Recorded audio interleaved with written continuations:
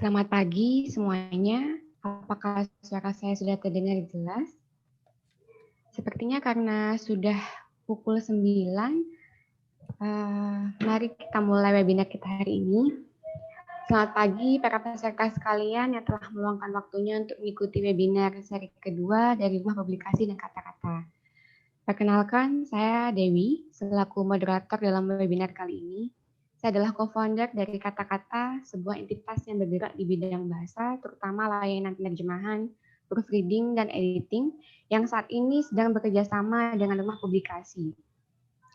Rumah Publikasi sendiri adalah sebuah organisasi non-profit yang bergerak di bidang jasa konsultasi publikasi internasional dan berpusat di Amerika Serikat. Dengan dukungan para diaspora Indonesia yang tersebar di berbagai negara, Rumah Publikasi beritikat membantu rekan-rekan khususnya di tanah air dalam mempublikasikan karya tulis mereka di berbagai jurnal internasional. Sepertinya para peserta ini sudah mengetahui tentang hal tersebut dan mendaftar ya dalam webinar kali ini. Sebagaimana yang telah diumumkan sebelumnya, di webinar kali ini mengambil tema Kiat Menaklukkan Jurnal Internasional Q1 dan Meningkatkan Kepercayaan Diri. Jadi tujuan dari adanya webinar ini adalah untuk mengetahui pentingnya dan keuntungan publikasi internasional itu. Karena kan biasanya kalau kita sebagai scholar, dosen, atau mahasiswa itu agak minder atau agak deg-degan atau gimana ya, karena belum pernah mempublikasikan atau mempublikasikan tapi masih belum bisa masuk. Nah, di sini kita akan belajar gimana sih pentingnya tantangan publikasi internasional tersebut. Lalu yang selanjutnya gimana sih strateginya mau nembus publikasi internasional khususnya jurnal Q1 yang semuanya itu bermuara pada tujuan utama rumah publikasi yaitu meningkatkan rating publikasi nasional di level global. Jadi untuk saat ini jumlah peserta itu dibatasi sebanyak maksimum 100 orang. Jika misalnya ada lagi yang akan mengikuti akan dipindahkan ke webinar selanjutnya. Karena kalau misalnya terlalu banyak, takutnya interaksi antara pembicara dan peserta nanti tidak terlalu efektif. Jadi, karena ada banyak informasi yang akan diberikan di dalam webinar kali ini, jadi saya akan memberikan beberapa ketentuan dalam webinar kali ini. Pertama, penyampaian materi dari narasumber akan diberikan waktu selama 30 menit. Nah, selama pembicara menyampaikan materinya, dimohon agar peserta tidak melakukan interupsi. Jika misalnya ketika ada materi dan peserta ingin mengajukan pertanyaan, boleh diajukan di kolom chat terlebih dahulu. Atau nanti setelah selesai presentasi, kita akan ada sesi tanya jawab. Di situ para peserta bisa menanyakan dan bisa berdiskusi lebih lanjut dengan narasumber.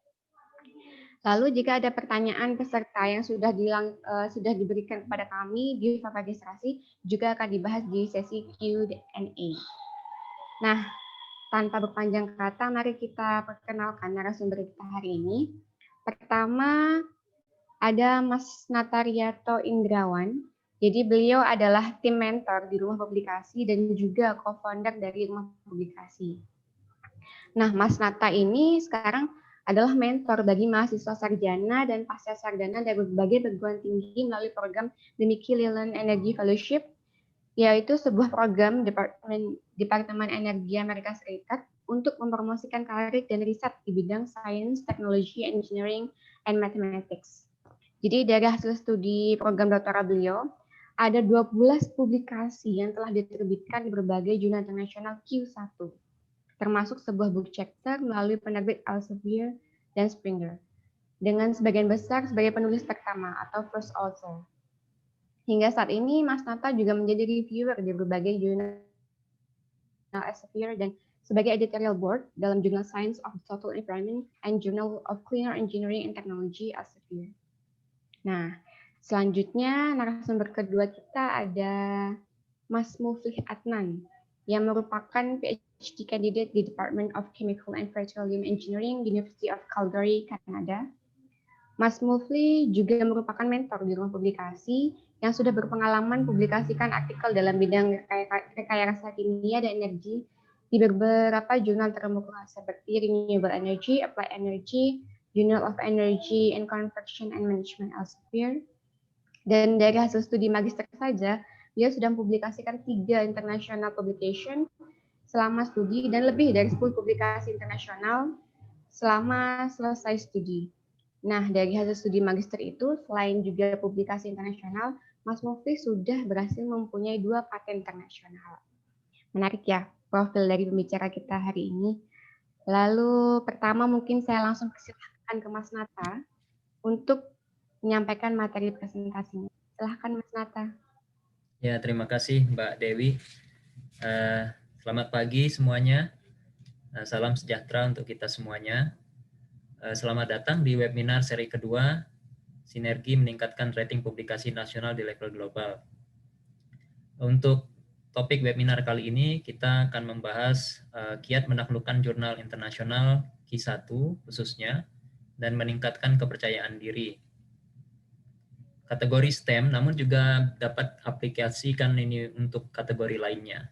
Jadi untuk kategori lainnya seperti sosial, dan ilmu kedokteran dan lainnya, ini masih sangat terkait. Webinar ini khusus untuk staf pengajar, mahasiswa S1, S3, peneliti, ataupun pegawai institusi baik pemerintah ataupun swasta yang ingin memiliki keahlian publikasi internasional. Untuk webinar kali ini saya sendiri, Natarianto Indrawan, dan rekan Mufli Arisa Adnan sebagai narasumber, dan kami berusaha untuk merotasi setiap bulannya agar kegiatan ini dapat berjalan dengan menghadirkan narasumber lainnya, yaitu dari tim mentor rumah publikasi, untuk berbagi tips dan pengalamannya kepada rekan-rekan semua. Sebagai juga refleksi dari 75 tahun kemerdekaan kita, maka dengan semangat ini kita berharap akan muncul lebih banyak lagi individu-individu dari tanah air yang memiliki keahlian publikasi di berbagai jurnal yang tentunya sangat bermanfaat untuk bangsa dan negara kita. Baik, untuk mempersingkat waktu, selama presentasi video untuk sementara akan saya stop dulu, kemudian nanti kita akan bisa teruskan di sesi tanya jawab.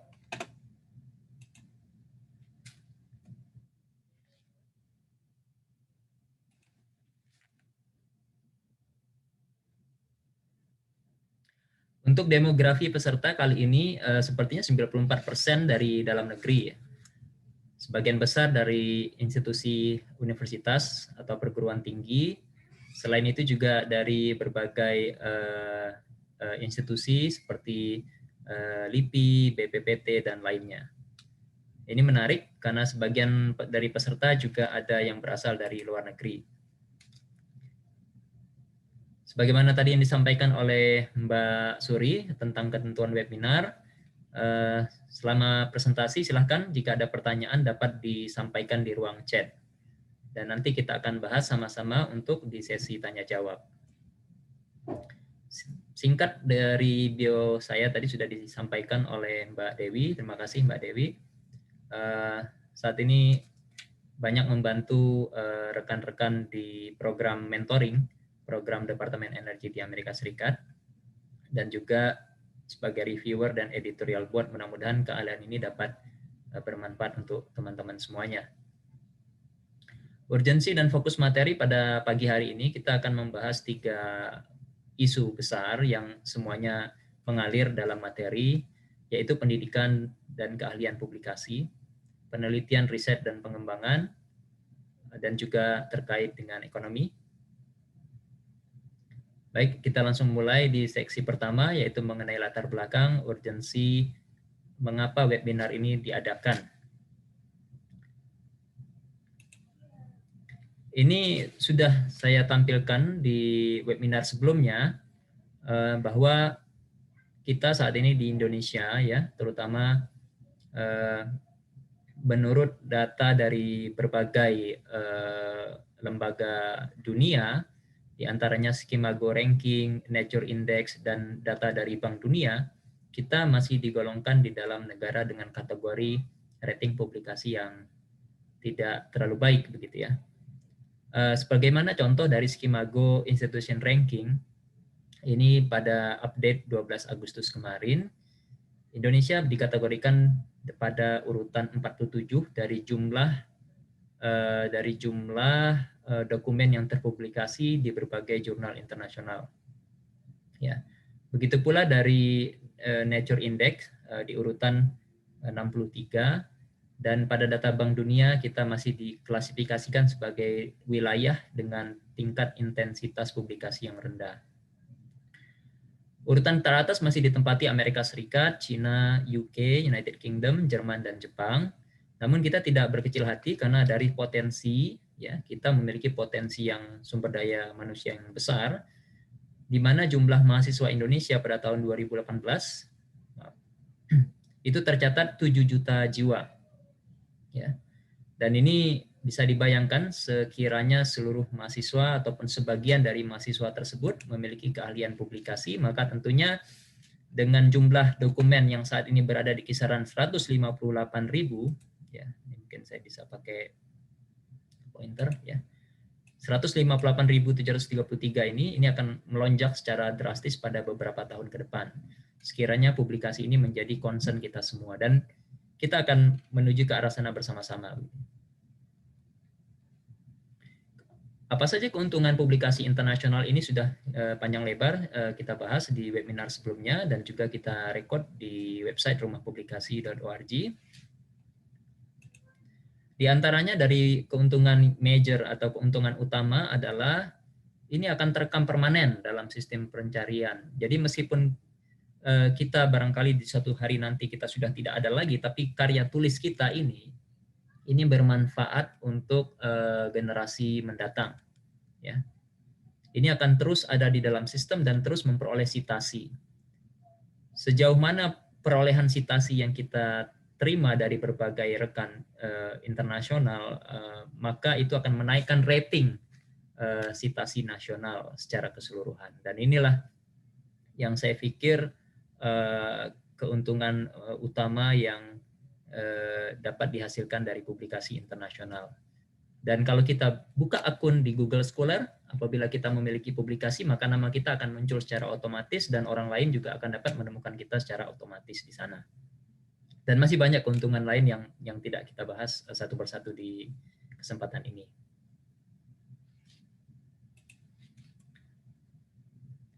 Tantangan publikasi internasional, khususnya bagi kita di tanah air, ini yang pertama adalah minimnya latihan menulis dalam bahasa Inggris. Karena di tanah air kini bahasa Inggris masih belum dikategorikan sebagai bahasa kedua, namun masih dalam posisi bahasa asing, gitu ya. Jadi exposure terhadap penggunaan bahasa Inggris dalam tulisan maupun speaking, bicara itu masih sangat minim, ya. Tapi itu bukan berarti itu menjadi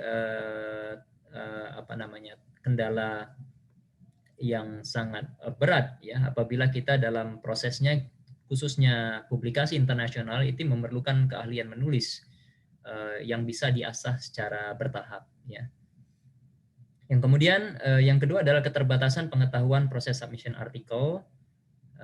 Kita akan bahas khususnya di website rumahpublikasi.org. Bagi rekan-rekan yang memiliki keluangan waktu, silahkan di browsing, nanti kita juga akan guide ke sana. Di sana kita sudah cantumkan fundamental knowledge atau pengetahuan dasar perihal publikasi ilmiah. Keterbatasan akses referensi dan literatur ini juga menjadi kendala yang sangat luar biasa khususnya di tanah air. Tidak semua universitas kampus memiliki akses jurnal-jurnal internasional, khususnya jurnal-jurnal dari Elsevier, dari Springer, ya. Ini masih sangat terbatas. Minimnya kolaborasi internasional ini juga merupakan satu poin.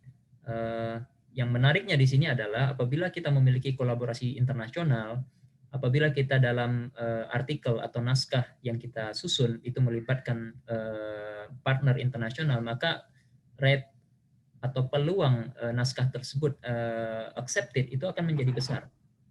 Karena khususnya apabila partner tadi ataupun kolaborator kita tadi memiliki rekod publikasi yang kuat, ya, maka itu akan membantu untuk meyakinkan para reviewer bahwa ini kita memiliki tim yang cukup kompeten dalam submission naskah yang kita ajukan.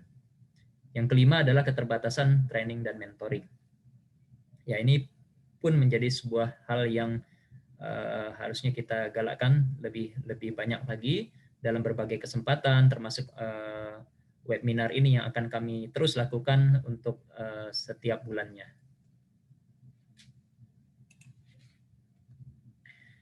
Oke, baik, kita menuju ke seksi kedua, how to get there, strategi meningkatkan rating publikasi dan mengejar ketertinggalan. Abstrak ini ada 5 bagian.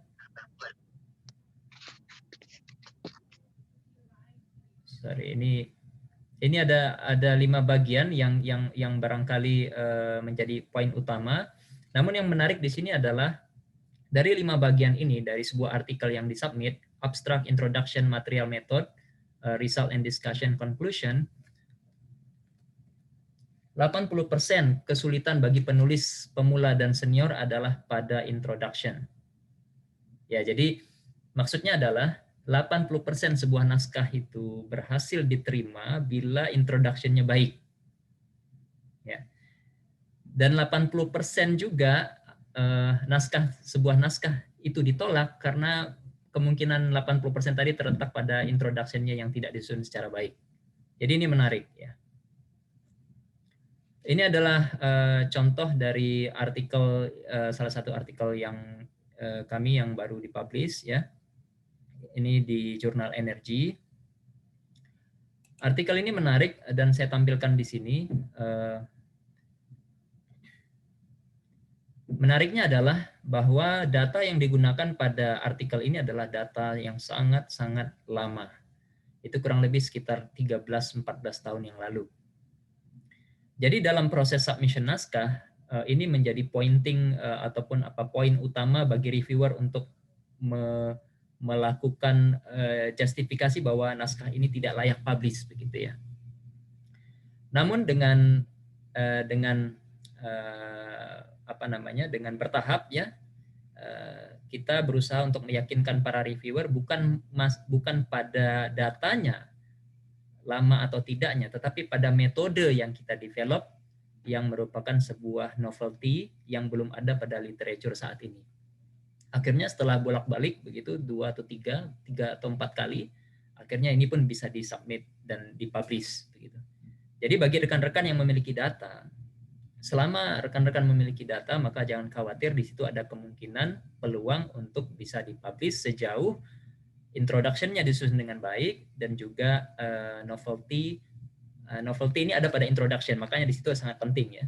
Dan unsur novelty-nya cukup dipresentasikan dengan baik yang dapat meyakinkan para reviewer.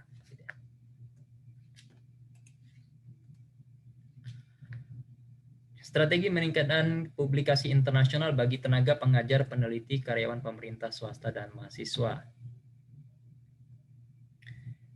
Ini semuanya bisa pada fokus pada bidang dan keahlian riset profesional. Kemudian bisa dilakukan koleksi literature atau develop library. Kemudian temukan gap riset. Ya. Dan semuanya ini penting. Dan ini sudah kita bahas di webinar seri pertama. Jadi bagi rekan-rekan yang miss seri pertama dapat mengikutinya di website rumahpublikasi.org.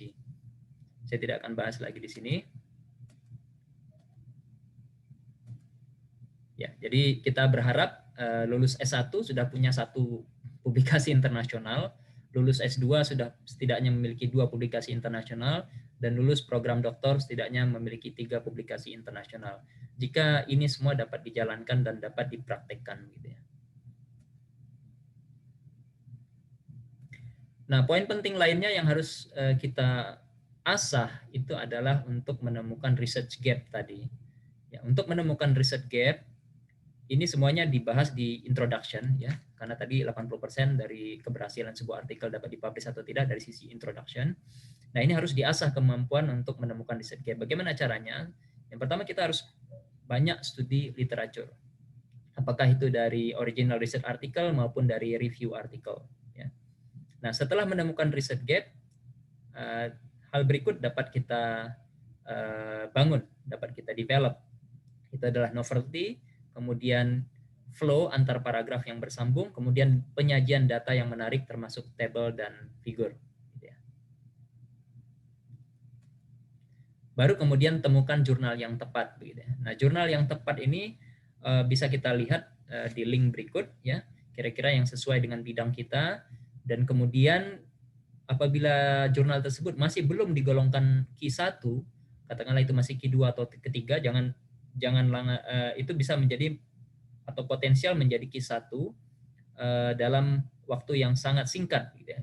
Khususnya bagi jurnal-jurnal dari Elsevier dan Springer, itu bila mana ada kategori yang masih Q2, biasanya tidak dalam waktu setahun itu sudah menjadi Q1, dan itu menjadi rekomendasi bagi rekan-rekan apabila ingin submit sebuah naskah atau artikel, gunakan link berikut untuk menemukan jurnal yang terbaik, gitu ya. Nah, ada informasi di sini perihal poin ketiga. Per April 2020, Indonesia tercatat memiliki 58 jurnal terregister, 6 jurnal diantaranya Q1, dan 2 jurnal dari 6 tersebut adalah jurnal STEM. Jadi di tanah air, kita masih memiliki jurnal yang sangat terbatas untuk kategori Q1. Ada pertanyaan kemarin dari rekan-rekan saat registrasi, apa bedanya Q1, Q2, Q3, gitu ya.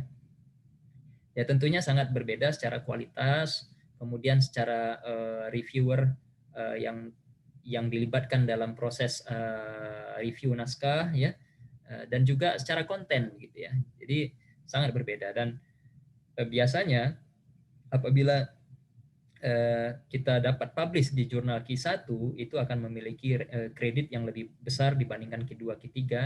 Apabila kita ingin apply scholarship, ya, kemudian apabila kita ingin kontak para dosen atau faculty member untuk menanyakan peluang adanya riset asistensip, itu biasanya mereka menilai dari jumlah publikasi dan dari jurnal kategori Q1. Nah, ini adalah ini sebuah strategi mengejar ketertinggalan, ya, berdasarkan pengalaman kami pribadi.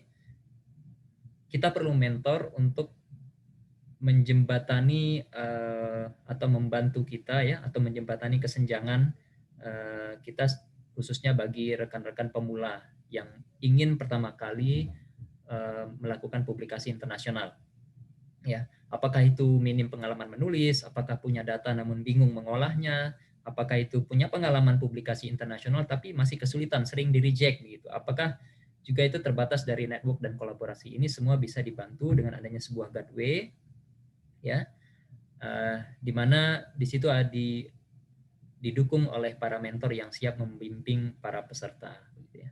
Nah, diharapkan dengan pola seperti ini dalam beberapa tidak lama saat mendatang, maka para peserta tadi akan dapat membantu untuk peserta lainnya di beberapa tahun ke depan sebagai mentor juga, gitu ya. Jadi akan terus akan terus berkembang sehingga ketertinggalan rating publikasi nasional dapat kita kejar dalam waktu yang tidak lama. Nah, ini adalah pola yang juga sama dengan yang sebelumnya. Yang kita tawarkan adalah, atau yang kita perlukan adalah sebuah gateway yang timbal balik, gitu, antara peserta dengan para mentor. Jadi tidak hanya kita berikan naskah, kemudian kita terima naskah, namun sudah jadi tanpa kita dilibatkan pada proses, ya. Karena hal tersebut sedikit manfaatnya. Nah, yang kita harapkan adalah pada prosesnya itu kita terus meningkatkan keahlian kita dalam hal menulis, dalam hal menerjemahkan, dalam hal menyusun kata-kata, dengan pengalaman mentor yang membimbing kita tadi. Dan di situ banyak sekali kesempatan, tidak hanya dari language editing, article development, tapi juga berupa kesempatan untuk menerima atau mengabsorb keahlian skill tertentu dari mentor tadi dalam berbagai webinars, dan juga dalam berbagai kesempatan untuk menerima beasiswa atau peluang riset, visiting scholar, dan lain sebagainya.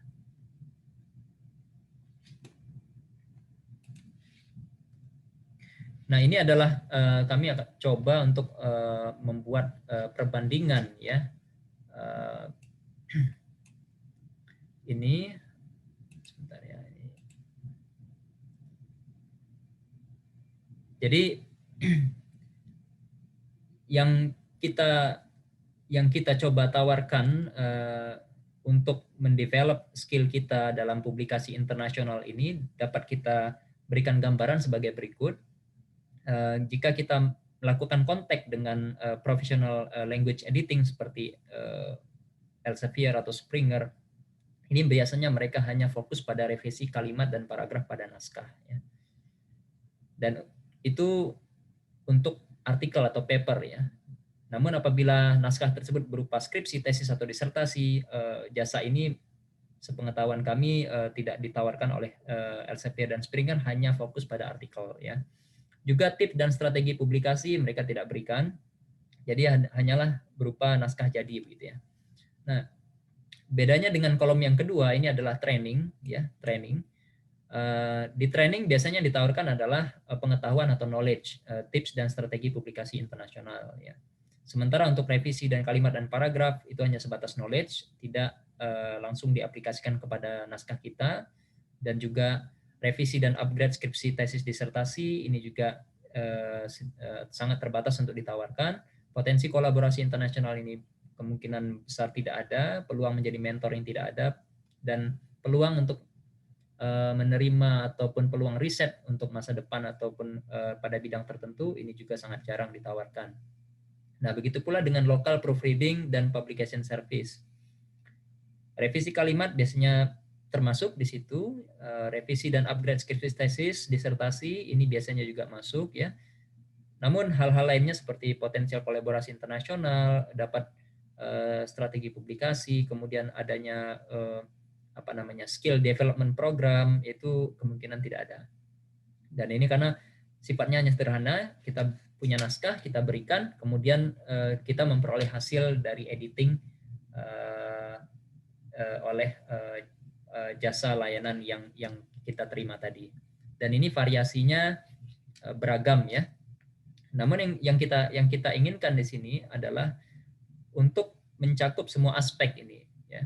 Jadi tidak hanya berupa revisi naskah, proofreading, strategi publikasi, namun juga ada peluang kolaborasi internasional, juga ada peluang memperoleh skill secara langsung dari para mentor. Nanti kita akan lihat siapakah mentor yang yang siap membantu rekan-rekan semua di sini. Dan juga ada peluang untuk menerima beasiswa dari departemen di tempat mentor itu berada, karena informasi seperti itu biasanya hanya closed loop. Jadi untuk para faculty members ya yang memiliki karir di luar negeri, di Amerika Serikat ataupun di tempat lain, informasi terhadap research assistantship atau teaching assistantship ini biasanya mereka langsung terima, dan jika ada media di situ mereka bisa sampaikan langsung kepada para mentinya gitu ya. Dan masih banyak lain ya. Oke, ini adalah yang saat ini kita develop di rumah publikasi.org, di mana ada 9 modul kursus ya. 5 modul kursus ini adalah berupa fundamental yang harus kita kuasai, dan ini kita bisa lihat nanti kita guide setelah ini. Dan dengan 4 modul kursus lain tambahan, ini adalah sebuah modul yang kami peruntukkan khusus bagi rekan-rekan yang sudah siap mensubmit naskah ya. Dan di situ nanti baru rekan-rekan dapat mengambil kuis untuk memperoleh sertifikat, untuk kemudian mendaftar atau melakukan registrasi sebagai member untuk konsultasi online. Oke, baik.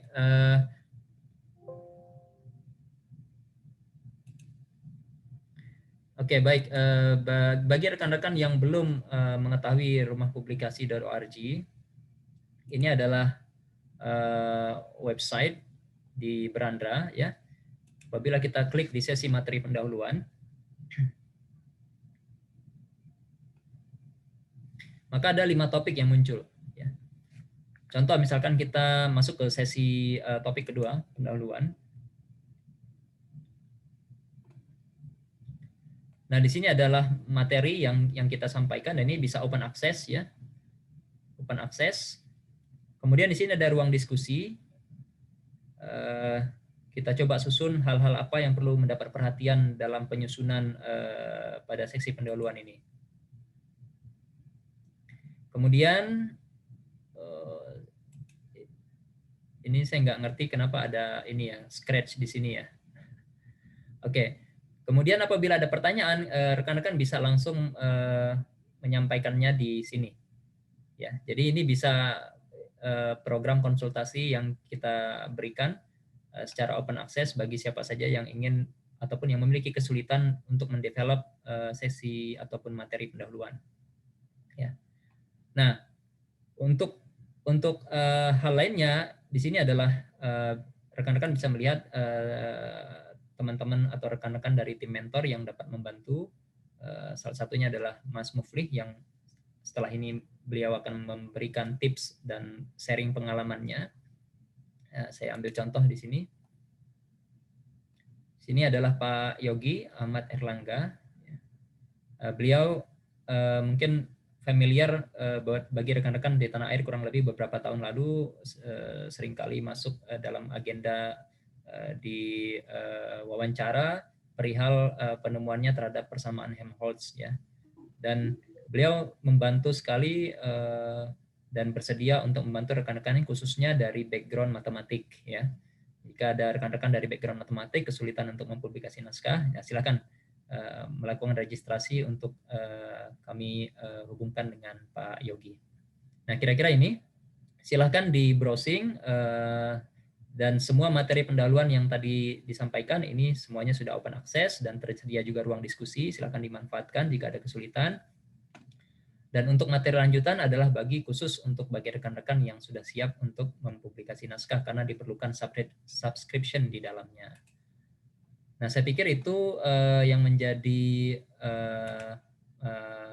materi dari saya pada kesempatan hari ini.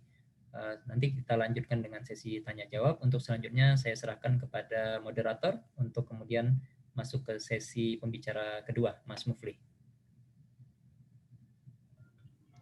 Terima kasih Mas Nata, menarik sekali ya untuk paparannya. Jadi kita bisa mengetahui bagaimana tips untuk publish di jurnal internasional dengan mengakses di rumah publikasi.org.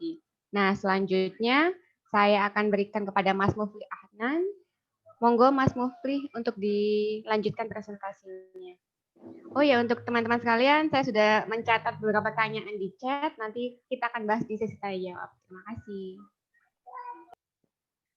Terima kasih banyak Mbak Dewi.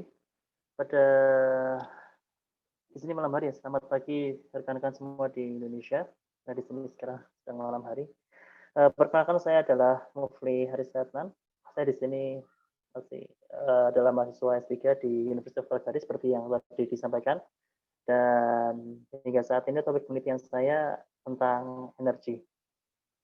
Nampaknya kalau setelah melihat presentasi dari Mas Nata, itu saya tidak banyak hal yang bisa disampaikan karena memang typically untuk publikasi naskah internasional itu basicnya sudah disampaikan semuanya oleh Mas Nata dengan jelas.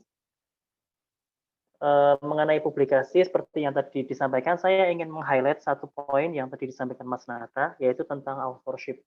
Jadi tidak bisa dipungkiri lagi bahwa yang namanya authorship itu penting. Authorship dalam artian dalam naskah yang ingin kita submit itu penting bagi kita untuk memiliki nama. Jadi nama itu memiliki kekuatan gitu kurang lebih. Dalam diskusi yang pernah saya lakukan dengan supervisor saya di sini, jadi ternyata memang ada survei, kemudian di sana tertulis bahwa yang namanya authorship itu ternyata membuat sebagian reviewer menganggap misalkan ada naskah masuk begitu, oh autornya ada suatu grup yang terkenal, ya sudah, akhirnya reviewer tuh relatif lebih loose gitu, lebih ini dari grup yang terkenal, ya sudah lah kalau gitu reviewnya standar saja. Tapi kalau misalkan artikel itu masuk, lalu kemudian namanya itu kok bukan dari grup yang terkenal, itu akhirnya nanti reviewer akan mencari apa ya istilahnya, reviewnya itu akan menjadi semakin strict, lebih strict lagi. Itu tidak bisa dipungkiri dan ada survei di situ dan memang seperti itu kenyataannya begitu. Oleh karena itu memang bagi pemula mungkin penting untuk memiliki nama besar ketika ingin mempublikasikan artikelnya di jurnal internasional. Untuk pengalaman saya, ya alhamdulillah saya bisa publikasi di waktu saya masih magister S2, itu saya kira ada peran juga dari supervisor saya, karena memang supervisor saya, beliau sudah memiliki nama besar di bidang itu, sehingga mungkin relatif lebih smooth begitu. Jadi ya memang seperti itu prosesnya, ya dijalani dulu. Tahap pertama pasti akan butuh effort lebih banyak, tapi ketika nanti Anda sudah memiliki publikasi katakanlah 5 atau 3 atau 5 begitu, nanti lama-lama nama Anda sudah mulai naik di topik tersebut. Nanti lama-lama Anda juga bisa di-invite menjadi reviewer. Nah, kalau sudah seperti itu mungkin Anda bisa publikasi secara mandiri. Kurang lebih seperti itu. Semua topik penulisan sudah disampaikan oleh Mas Nata. Ya saya hanya ingin menambahkan highlight tadi. Authorship matters. Authorship matters. Dan nampaknya memang dengan platform ruang publikasi ini harapannya bisa memfasilitasi rekan-rekan semua untuk ya ibaratnya membantu untuk melalui tahapan pertama kali ini. Terima kasih. Saya kembalikan lagi kepada Mbak Dewi. Sisanya mungkin bisa tanya jawab langsung supaya lebih realistik begitu, mengalir. Di mana masalahnya yang ada di Anda dan nanti mungkin kita bisa saling bersama. Atur nuwun.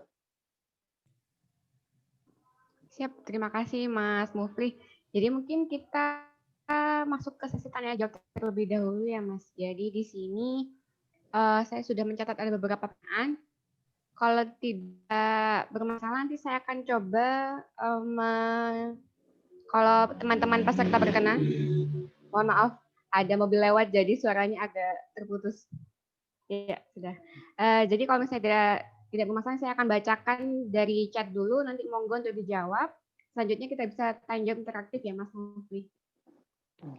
Oke, yang pertama kita udah pertanyaan dari Pak Fadil. Jadi pertama, beliau bertanya, mohon penjelasan lebih detail bagaimana cara menulis atau item-item apa saja yang harus masuk dalam introduction dan bagaimana mengasah untuk mendapatkan gap reset. Itu mungkin dari Mas Nata atau Mas Mufli yang mau menjawab.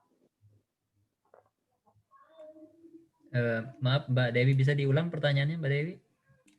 Yang pertama dari Pak Fadil itu satu-satu saja mungkin ya Mas. Jadi sebentar. Mohon penjelasan lebih detail bagaimana cara menulis atau item-item apa saja yang harus masuk dalam introduction. Dalam Jadi introduction, ya. Oke, baik. Oke, baik Pak Fadil, terima kasih pertanyaannya. Mungkin Mas Mufli, kalau nanti ada tambahan, monggo Mas Mufli ya. Jadi ini sudah kita masukkan ke materi introduction di website. Bisa diakses lebih detailnya di sana, tapi secara garis umum atau garis besar adalah yang pertama adalah background riset. Jadi kita punya topik riset, katakanlah topik kita masalah kehutanan.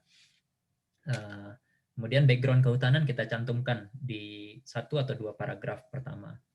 Kemudian setelah itu kita masuk ke namanya recent updates ya dari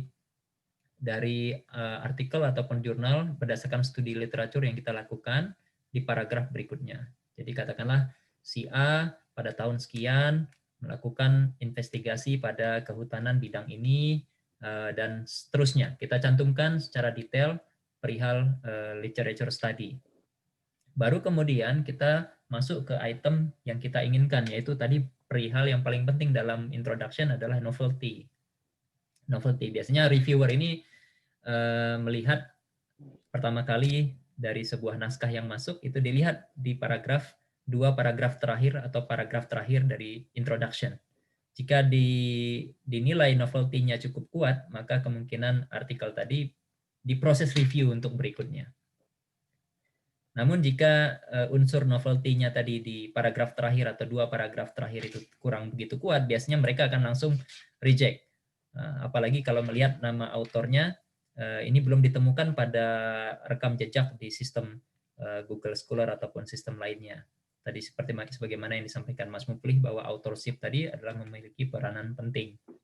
Baru kemudian setelah kita melakukan deskripsi tentang gap research, ya tadi sekilas sudah disampaikan gap research, ada novelty di situ, baru kemudian maksud dari artikel atau naskah tadi dicantumkan di paragraf terakhir. Ini kurang lebih guidance umumnya seperti itu.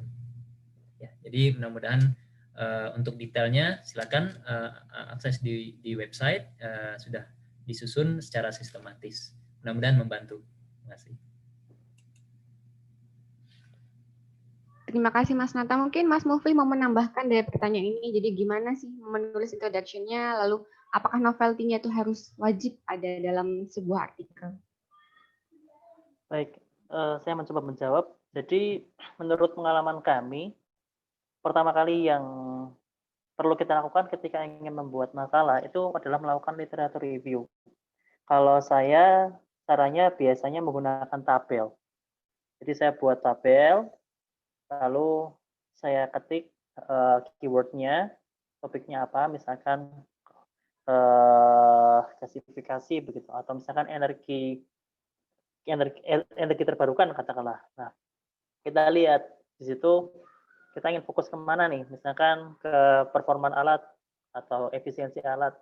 Ya kita lihat artikel-artikel yang terbit, ketika ada artikel yang membahas efisiensi, kita catat nih. Ini efisiensinya sekian, caranya sekian, seperti ini. Itu terus. Dari situ nanti akan lama-lama terlihat.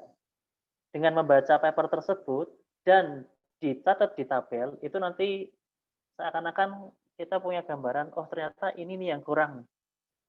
Ternyata di sini yang kurang, lalu di situ kita akan bekerja. Itu kalau kita baru mau mulai membuat penelitian. Tapi kalau misalkan sebaliknya, ya tadi terkadang kita sudah ada data, ya kita ingin membuat novelty, ya sama seperti itu caranya. Cuman di sini karena kita sudah ada data, oleh karena itu kita perlu meng-highlight dari sini itu kita kira-kira yang belum pernah ditulis oleh dari penelitian yang sudah kita lakukan, kira-kira apa sih yang belum pernah dilakukan oleh orang lain. Itu kita highlight. Misalkan dari sisi kalau di saya kimia ya, katalisis katakanlah cara sintesisnya atau apa metode penggunaan apa namanya? Metode alatnya atau bagaimana itu nanti dicari di highlight di situ. Pokoknya yang namanya penelitian itu tidak mungkin perfect 100%, pasti ada bolongnya. Nah, disitulah kita akan menambah. Jadi dari situ saya juga belajar dari profesor saya, semua penelitian itu sebenarnya layak untuk dipublikasikan. Tidak harus bagus datanya sebenarnya. Data jelek pun tanda kutip ya jelek. Jadi misalkan performanya lebih rendah daripada yang sebelumnya, itu juga layak untuk dipublikasikan. Karena apa? Meskipun kita katakanlah kita punya data yang jelek, itu setidaknya orang lain jangan sampai melakukan hal yang sama gitu. Karena itu adalah hal yang wasting time dan wasting money. Penelitian butuh dana, kurang lebih seperti itu. Jadi kalau saya buat tabel dibaca, kurang lebih nanti 10-15 paper yang kita baca nanti insya Allah akan muncul ini nih gapnya di sini gitu. Karena tidak ada penelitian yang perfect, termasuk penelitian kita pasti akan ada gapnya gitu kurang lebih. Terima kasih. Terima kasih Mas Nata dan Mas Mufli. Jadi sudah menjawab pertanyaan dari Pak Fadil dan Pak Jus Hargi sekaligus ya.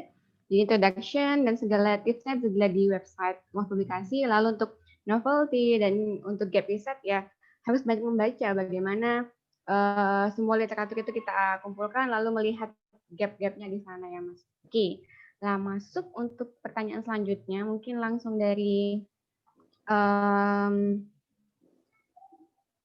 di sini mungkin saya akan skip dari bukan skip ya, saya akan lanjut ke pertanyaan Mbak Veronica dulu karena akan lanjut menyambung dengan pertanyaan tadi. Jadi apakah ada saran literature dan cara melakukan SLR? Jadi lanjut dari pertanyaan tadi tentang introduction, lalu sekarang bagaimana sih saran untuk literature dan cara melakukan SLR seperti itu?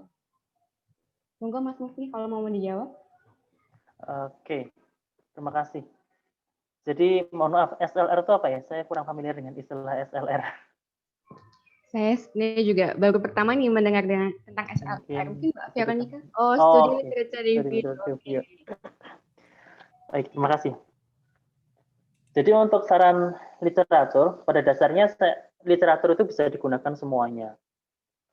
Mungkin ada yang mengikuti pendapat bahwa harus Q1, kalau ingin publish Q1, literaturnya harus Q1, atau kalau ya seperti itulah, atau harus 5 tahun terakhir.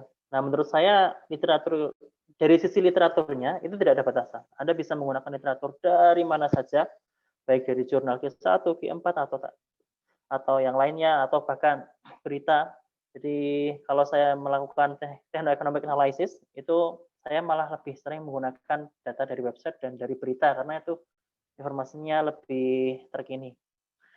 Kemudian kalau sistematik dan naratif. Jadi kalau saya biasanya literatur review itu ya gini, kalau sistematik itu ya memang harus sistematis. Jadi misalkan kita kalau saya biasanya caranya dari yang broad dulu, luas, lalu mengerucut. Itu sistematiknya seperti itu. Jadi kita secara umum bagaimana, kemudian kalau saya energi kan biasanya ya energi itu energi reverse itu semakin lama semakin berkurang, dan seterusnya. Kemudian mengerucut. Nah, kemudian setelah itu ya sudah kita mengerucut ke apa yang akan kita lakukan. Untuk literatur seperti itu. Jadi mungkin lebih enaknya kalau literatur review ada contohnya. Jadi mungkin kita bisa diskusi lebih lanjut begitu kurang lebih. Oke, terima kasih Mas Mufli. Mas Nata mau menambahkan? Iya, iya tadi yang disampaikan Mas Mufli sudah banyak tercover, tapi saya cuma ingin remind dari webinar seri pertama kemarin, kita membahas cara membuat satu naskah dari skripsi atau tesis atau disertasi menjadi beberapa publikasi. Ya, jadi itu tergantung dari jumlah chapter yang ingin kita desain sepanjang riset kita di sebuah program studi. Nah, untuk chapter pertama dari skripsi, dari tesis atau dari disertasi, itu chapter pertama itu adalah kita sarankan kalau bisa masuk ke review, itu menjadi sebuah artikel review nantinya. Sebelum masuk ke hal yang detail tadi, maka kita ambil studi literatur, kita kumpulkan, kita pelajari, kita bikin table, sebagaimana yang tadi Mas Mufli sampaikan. Nah, itu kita rangkum semuanya pada chapter pertama. Jadi chapter pertama itu khusus kita ingin mengetahui di dunia luar sana orang lagi ngapain sih di bidang ini. Recent statusnya seperti apa. Semuanya kita capture gitu. Nah, jika ada kesulitan masalah akses jurnal dan sebagainya, nah kita bisa keep in touch, kita bisa tanya rekan-rekan yang punya akses jurnal untuk dapetin sebuah literatur tertentu. Nah, baru kemudian chapter kedua, chapter ketiga, chapter keempat itu adalah spesifik eksperimen ataukah simulation modeling ataukah data analisis ya. Tapi chapter pertama adalah review artikel. Nah, ini mungkin membantu. Demikian, Mbak. Makasih. Terima kasih, Mas Nata. Mungkin sebelum saya masuk ke pertanyaannya Pak Muhammad Syafi'i, Pak Angga, dan Bu Kurniati, ini pertanyaan pribadi dari saya, Mas, mungkin karena nyambung ke sini. Apa bedanya ya dengan sistem anotasi? Jadi mungkin kalau teman-teman sing tanya dan Mbak Veronica tanya kan ada tuh sebenarnya sistemnya dan ada sarannya bagaimana. Mungkin salah satunya tuh ada sistem anotasi itu gimana ya, Mas? Apakah sama dengan sistem ini yang disebutkan Mas Nata tadi? Sistem notasi apa, Mbak, tadi? Anotasi. Itu seperti apa ya? Maaf, saya kurang familiar dengan. Kalau di social science, biasanya kalau dosen-dosen kami tuh mintanya sistem anotasi. Jadi kami harus membuat tabel jadi di satu kolom itu tentang siapa penulisnya, kolom selanjutnya itu tentang apa poin-poin penting dari seluruh literatur, untuk kolom terakhir itu tentang apa yang akan kita masukkan dan bagaimana kita akan filling in the gap. Saya sama sih, cuman dia akan lebih sistemnya ke sebuah tabel. Iya, ya. Dan itu umum. Tidak cuma di bidang sosial, di STEM juga seperti itu, sama. Jadi kalau kita menyusun artikel review, misalkan salah satu jurnal itu yang paling populer itu adalah jurnal Sustainable and Renewable Energy Review. Itu mereka hanya mempersyaratkan ada maksimum jumlah halaman. Nah, biasanya author itu ngambil dari dia bikin table, cantumkan di situ, ya karena jumlah halamannya terbatas, dari table yang mereka bikin, mereka jabarkan di keterangannya begitu. Nah, itu bagus sekali, dan memang harus concise, harus padat, tidak ada pengulangan topik, tidak ada pengulangan bahasan, dan biasanya accepted. Nah, sama seperti tadi, Mbak. Lanjut ke pertanyaan Mbak Kurniati Rahayuni ya. Apakah ada mentor untuk social science kalau dipublikasikan? Kan dari tadi kita bahas tentang energi, tapi konsentrasi di social science apakah ada ya? Ya, kami menuju ke sana, Mbak. Kita lagi coba untuk satukan semua potensi diaspora di bidang STEM, tapi kita juga sambil melakukan kontak dengan rekan-rekan di bidang sosial. Mungkin kurang lebih tidak lama lagi, ya, beberapa bulan ke depan kita sudah bisa mengakomodir bidang social science tadi, dan juga termasuk diantaranya adalah kedokteran ya. Dan mungkin itu jadi berita yang nanti kita sampaikan juga update-nya di website. Terima kasih Mas Nata. Berarti Mbak Kurniati, mohon ditunggu beberapa bulan ke depan kita akan memberikan informasi menarik tentang social science. Lanjut ke pertanyaan dari Pak Muhammad Syafi'i. Berapa lama waktu yang dibutuhkan setelah submit jurnal internasional untuk ke tahap selanjutnya? Jadi kan biasanya kita tahu bahwa submit lalu ada tahap selanjutnya, itu berapa lama? Kalau dari pengalaman saya, biasanya ini memang sulit diprediksi ya. Mungkin ada sebagian jurnal yang cepat, dan terkadang jurnal itu sudah terkenal cepat pada saat pengalaman kita masuk ke jurnal itu agak lama begitu. Jadi memang situasional sifatnya. Nah, biasanya jurnal yang baik itu kurang lebih sekitar 2 atau 3 bulan kita sudah dapat feedback. Ya. Jadi saat kita submission naskah pertama kali, katakanlah bulan Januari, bulan saat ini.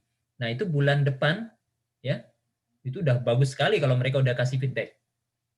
Ya, tapi biasanya 2 atau 3 bulan dapat feedback pertama. Nah, dari feedback pertama itu kita lakukan adjustment. Ya, kalau tidak di reject ya. Jadi posisinya adalah statusnya rejection, major revision, minor revision. Ya. Nah, kalau kita dapat major revision itu sudah bagus sekali tuh. Ya. Nah, itu di situ kita akomodir feedback yang diperoleh dari para reviewers, dan kita submission lagi. Nah, pada saat kita submission yang kedua, itu feedbacknya itu mungkin nunggu lagi. Nunggu mungkin dalam waktu sama dengan waktu 2 atau 3 bulan. Nah, itu akan terus. Jadi kalau mereka nanti akan ada komen lanjut pada saat submission yang ketiga, kita memperoleh feedback lagi, kita harus akomodir lagi. Ya. Nah, akomodir ini ada strateginya. Nah, kita bahas ini semua di modul ke-7 ya, itu tentang addressing reviewer comments. Ya, bagi rekan-rekan yang ingin mendalami lebih lanjut, kami sarankan masuk ke modul ke-7 atau materi ke-7 di rumahpublikasi.org. Cara kita merespek para reviewer dan melakukan counter dengan mengakomodir masukan-masukan supaya nantinya dari jurnal yang tadinya major revision atau bahkan hampir ditolak menjadi diterima gitu. Itu ada strateginya. Mungkin itu dari saya. Mungkin Mas Mufli mau menambahkan dari pengalaman Mas Mufli, jadi gimana tahap-tahapannya? Kan kalau kata Pak Nata ada beberapa jurnal institusional, jadi ada yang bagus itu 3 bulan ke tahap selanjutnya. Tapi kalau Mas Mufli mungkin ada pengalaman lain. Oke, terima kasih. Jadi untuk berapa lama waktu yang dibutuhkan untuk submission atau mendapatkan decision itu seperti kata Mas Nata juga variatif. Ada yang cepat, ada yang lambat. Kalau saya boleh bilang, menurut saya Q1 jauh lebih cepat daripada Q3 atau Q4. Karena jurnal Q1 itu tentu akan di-manage dengan lebih bagus, manajemen mereka bagus, kemudian tersistematis. Saya sendiri sebagai reviewer di beberapa jurnal dan semuanya Q1, itu kita sebagai reviewer kita diberi deadline. Jadi deadline untuk pertama kali mereka akan memberikan dari sudut pandang reviewer ya. Ketika ada manuskrip masuk, mereka akan memberikan email, ketika ada manuskrip masuk ke saya, itu isinya apakah Anda ingin mereview jurnal ini. Nah, itu ada waktu 2 minggu untuk iya atau tidak. Nah, jadi ketika saya iya, nanti di sana juga ada deadline lagi. Maksimal 2 minggu lagi harus ada feedback dari saya. Kalau tidak ada feedback, mereka akan melompati saya. Artinya mereka akan memberikan decision tanpa masukan saya. Dari situ bisa kita lihat bahwa untuk jurnal Q1, mestinya kalau semua lancar, itu maksimal 1 bulan sudah dapat feedback. Nah, jadi kurang lebih seperti itu gambarannya. Kalau key yang 2 atau key 3 saya pernah punya pengalaman, itu bisa sampai berbulan-bulan, 3 bulan, bahkan mungkin 4 bulan, itu baru dapat feedback. Jadi memang kalau ingin cepat sebenarnya key 1 itu bagus.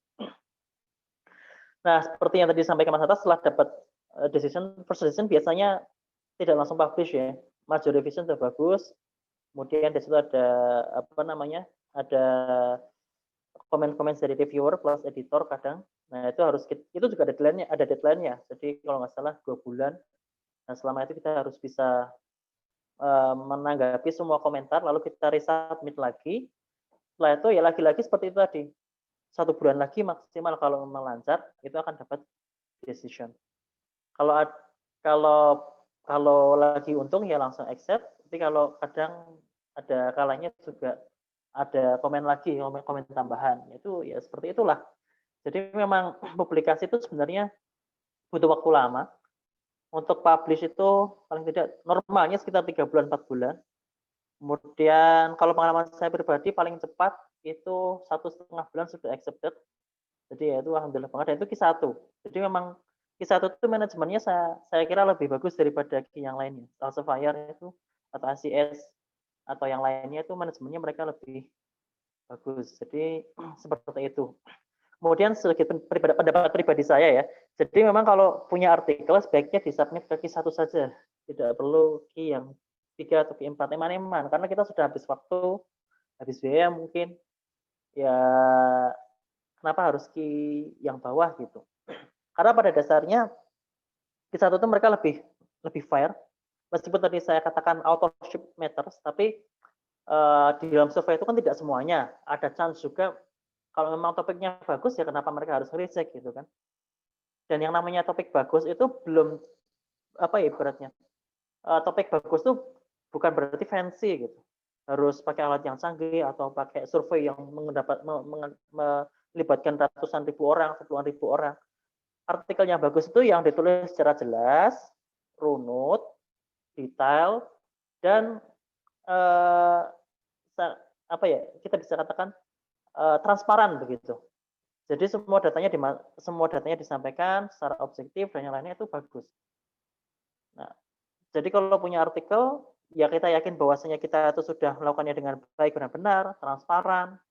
Ya sudah, kita submit saja ke jurnal Q1. Tidak perlu ke jurnal Q4 atau ke Q3. Itu saran saya seperti itu. Kemudian, nah nanti kan butuh waktu, Mas. Iya, butuh waktu. Oleh karena itu kalau bisa, begitu kita submit satu artikel, ya kita mulai start penelitian yang lainnya. Jadi kita punya seakan-akan sesuatu yang continuous gitu. Satu artikel submit, satu artikel accepted, satu artikel revision, seperti itu terus. Dan kalau seperti itu enak nanti. Begitu sudah jalan, insya Allah enak. Begitu kurang lebih. Oke, terima kasih Mas Mufli dan Mas Nata. Mungkin lanjut ke pertanyaan Pak Angga ya. Jadi biasanya berapa lama waktu yang dibutuhkan sampai benar-benar accepted? Kan tadi pertanyaannya per tahap. Nah ini kalau sampai benar-benar accepted itu berapa lama? Monggo Mas Mufli dulu barangkali. Oke, terima kasih Pak. Kalau sampai accepted itu bervariasi ya, seperti yang saya katakan tadi. Paling cepat saya 1,5 bulan accepted. Karena setelah major revision, ternyata langsung diterima oleh reviewer, mungkin langsung accepted. Dan itu juga untung-untungan. Jadi rata-rata 1,5 bulan sampai 3 bulan. Ya kurang lebih 3 bulan. Kayaknya nggak ada yang lebih dari 3 bulan. Accepted ya. Jadi kurang lebih 3 bulan, 3 bulan 4 bulan lah itu udah accepted. Gak ada yang sampai setahun, itu enggak ada. Jadi biasanya kurang dari situ udah langsung bisa dapat decision. Mungkin Mas Nata ada pengalaman lain. Ya, mungkin tadi dari strength novelty-nya ya. Mungkin jadi kalau novelty-nya cukup kuat gitu, nah itu cukup meyakinkan reviewer, maka itu akan dapat feedback juga lebih mudah, lebih cepat dan lebih mudah. Gitu. Nah, kalau dari pengalaman saya, untuk penulis pemula ya, untuk pada saat pertama kali ini, untuk teman-teman, karena itu saya dulu mengalaminya juga, ya, itu dari mulai develop naskah sampai kemudian submit, ya, karena pertama kali kan, belum ada rekod. Jadi itu bolak-balik terus itu. Bolak-balik. Jadi major revision tadi yang disampaikan sebelumnya itu adalah peluang. Jadi kalau kita submit naskah terus kita dapat major revision, itu mestinya sudah cukup happy itu, ya. Ini sudah ada peluang untuk bisa diterima gitu. Tapi kalau kita memperoleh rejection itu juga nggak berkecil hati karena kita ambil comments, feedbacknya tadi untuk kita perbaiki nanti di submission berikutnya. Nah, tadi sebagai contoh yang naskah yang saya cantumkan di slide presentasi itu karena itu merupakan salah satu yang paling tough mungkin ya dari pengalaman saya pribadi karena saya menggunakan data lama. Data lamanya ini betul-betul lama, ya hampir 13-14 tahun silam, tapi kita develop metodenya. Nah, itu kurang lebih masukin bulan April, accepted bulan Desember. Jadi kurang lebih sekitar 8 bulan ya, 7-8 bulan ya. Nah, itu semua sudah dengan bagaimana tadi yang disampaikan oleh Mas Mufli, sudah dengan kredit authorship, sebelumnya sudah punya beberapa artikel nih gitu ya. Tapi untuk yang pertama kali mungkin akan lebih lama lagi prosesnya. Karena dalam satu reviewer naskah, itu reviewernya minimal ada 3 atau 4 orang. Ya, tidak semua reviewer tadi mengembalikan feedback pada on time. Kadang ada juga reviewer yang karena kesibukan, maka jadi naskah tadi harus menunggu feedbacknya dia dulu, jadi agak ketunda gitu. Nah, itu adalah proses reviewer. Dan ya sepertinya ini variasi. Yang kedua tergantung dari novelty, tingkat kebaruan dari tulisan atau naskah. Dan tadi disampaikan oleh Mas Mufli, usahakan submit ke Q1 karena kualitinya jauh lebih baik dari Q2 ataupun Q3. Ya. Dan reviewernya pun yang memberikan komen juga reviewer yang terbaik juga. Ya. Mungkin demikian, Mbak Dewi. Terima kasih Mas Mufli dan Mas Nata. Lanjut ke pertanyaan berikutnya dari Ibu Ani. Apakah jurnal Q1 Indonesia sama dengan Q1 luar negeri? Atau ada bedanya? Ya, ini Q1 itu penentuan Q1, Q2, atau Q3 ini ditentukan oleh dari sebuah institusi badan, contohnya misalkan dari Scopus ya. Mereka yang memperoleh rating jurnal ke Q1 itu sudah memenuhi persyaratan. Jadi standarisasinya sama. Nah, keuntungannya kalau ada jurnal Q1 dari Indonesia, ya, karena ini jurnal editor ya, semua reviewernya, majority reviewer ini kan dikelola oleh rekan-rekan kita. Maka ini adalah kesempatan terbaik untuk kita semua untuk submit naskah ke sana. Ya. Nah, dibandingkan dengan kita submit naskah ke Q1 mungkin yang ada di negara lain. Ya. Jadi semakin banyak jurnal Q1 yang kita bisa create dan kita bisa naikkan ratingnya menjadi Q1, itu memberikan keuntungan lebih khususnya bagi para akademia di tanah air. Saya pikir itu ya. Mungkin Mas Mufli ada tambahan, monggo Mas. Oke, makasih. Jadi sama seperti yang disampaikan Mas Nata, sama sepertinya karena memang kategori KIS-nya itu kedua dan seterusnya itu kan dari lembaga pengindeks ya, katakanlah Web of Science atau SIMAKU. Jadi mereka memiliki kriteria dan itu di-apply ke semua jurnal. Jadi mereka tidak memandang dari mana negaranya, Amerika, Indonesia, Malaysia, India, pokoknya ya sama semua begitu. Gitu.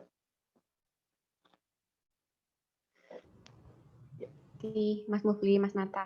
Pertanyaan dari Pak Rudi, apakah ada bidang arsitektur di rumah publikasi ya? Bidang arsitektur, ya bidang arsitektur, ya sudah ada. Ya, jadi ada salah satu rekan mentor kita. Jadi kalau tadi kita guide di tim mentor itu tidak semuanya kan kita tampilkan mentor, itu hanya sebagian saja yang kita tampilkan. Sebagian mentor lain tidak ingin profilnya ditampilkan. Ya. Nah di situ ada rekan kita yang di bidang arsitektur. Silakan Pak, ya, dimanfaatkan. Terima kasih. Berarti bisa langsung dikontak saja ya Mas. Lalu pertanyaan lanjutan dari Pak Muhammad Syafi'i. Bagaimana jika penulis adalah seorang alumni atau postgraduate? Apakah afiliasinya boleh ditulis? Jadi universitas yang sudah dia tempuh kemarin tuh apakah boleh tulis ya? Padahal sudah lulus, begitu maksudnya. Ya, monggo Mas Mufli kalau ingin merespon dulu. Oke, terima kasih. Untuk hal ini kayaknya saya tidak punya wewenang karena ini kan etika tiap industri beda-beda ya. Tergantung institusi kayaknya. Ya, mungkin Sepertinya seperti itu. dari pengalaman saya, jadi begini, jadi kita sudah siapkan naskah misalkan selama riset ya, apakah itu skripsi S1, S2 atau S3. Katakanlah ada 4 atau 5 topik yang berpotensi untuk dapat dipublikasi. Nah, pada masa studi kita hanya mampu mempublikasi 1 atau 2 dari 5 tadi. Berarti kan kita masih punya draft naskah yang 3 atau the rest tadi ya. Nah, draft naskah yang potensi dipublikasi ini bisa kita submit setelah kita lulus. Setelah kita lulus, tapi authorship-nya tadi tetap kita cantumkan sebagaimana kita masih aktif. Artinya kita masih menggunakan afiliasi dari tempat kita sebelumnya.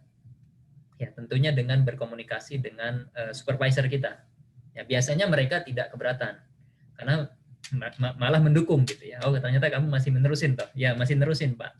Terus saja keep in touch dengan supervisor yang sebelumnya bahwa kita masih ingin mempublikasi, meneruskan, biasanya mereka support ya. Jadi itu yang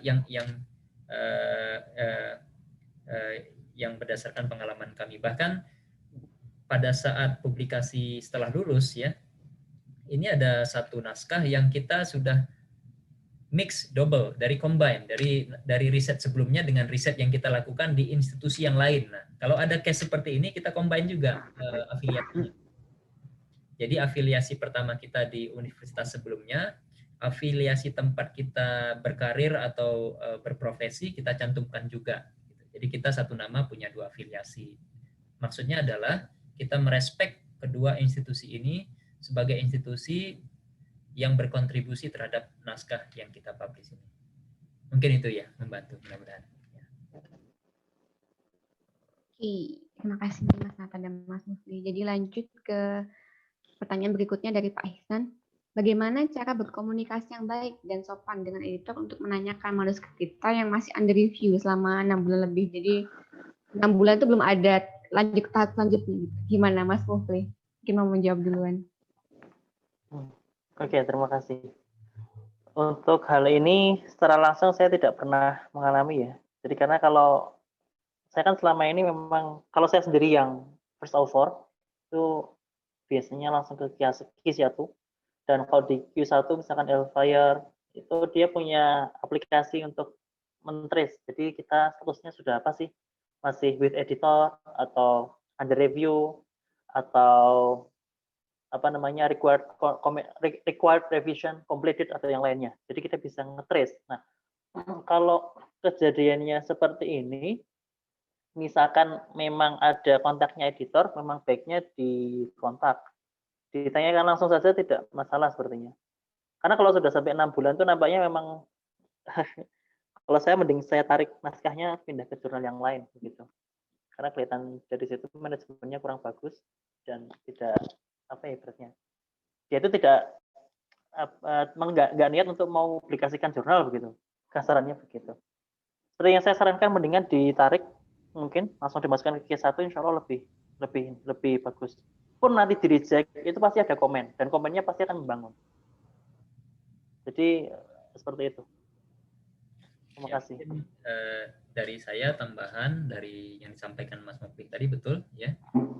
Kebetulan saya mengalami jadi ada naskah yang lebih dari 6 bulan gitu. Jadi waktu itu saya tanya-tanya ini naskah ini disubmitnya sudah dari bulan November atau Oktober akhir ya, tapi sampai dengan bulan Mei Juni tahun berikutnya itu belum ada kabar. Jadi pada saat itu saya bukan corresponding authornya adalah supervisor saya ya, pembimbing S3. Saya tanya supervisor saya, dia nggak jawab, mungkin sibuk ya. Saya langsung kontak dari chief editor. Kemudian saya kontak, saya tanyakan tentang status manuskrip yang disubmit tanggal sekian, bulan sekian, topiknya, title-nya ini. Dan mereka respon, dalam 1-2 hari respon, mereka katakan manuskrip ini sudah kami sampaikan feedbacknya kepada corresponding author berapa bulan silam begitu. Nah, berarti kan ada gap komunikasi di sini ya. Dari jurnal sebetulnya sudah memberikan feedback yang dikirim ke corresponding author, karena biasanya feedback itu dikirimnya ke corresponding author bukan kepada yang lain. Ya. Dan pada case ini corresponding authornya mungkin karena kesibukan itu emailnya nggak masuk atau masuk ke spam atau ke tempat seperti itu, ada kemungkinan seperti itu. Jadi pada saat itu apa yang saya lakukan, saya nggak bisa kontak corresponding author, saya menulis surat kepada kepada jurnal editor bahwa saya mereplace corresponding author itu dengan saya sendiri, ya. Dan mereka menerima itu. Jadi tadinya saya tidak punya hak, tidak punya rights untuk melakukan submission dan menerima feedback. Tapi dengan alasan yang saya sampaikan bahwa saya belum berhasil untuk mengkontak corresponding author, apakah saya bisa menjadi corresponding author sebagai pengganti corresponding author sebelumnya, mereka bisa meng-approve, memberikan approval. Nah, dan saat itu dalam waktu 1-2 bulan kemudian jurnal terpublish. Nah, itu sebuah cukup frustrating juga, karena saya juga mengharapkan jurnal itu betul-betul bisa dipublish, dan saya sudah kehilangan kontak kurang lebih 6-7 bulan tanpa ada kabar begitu ya.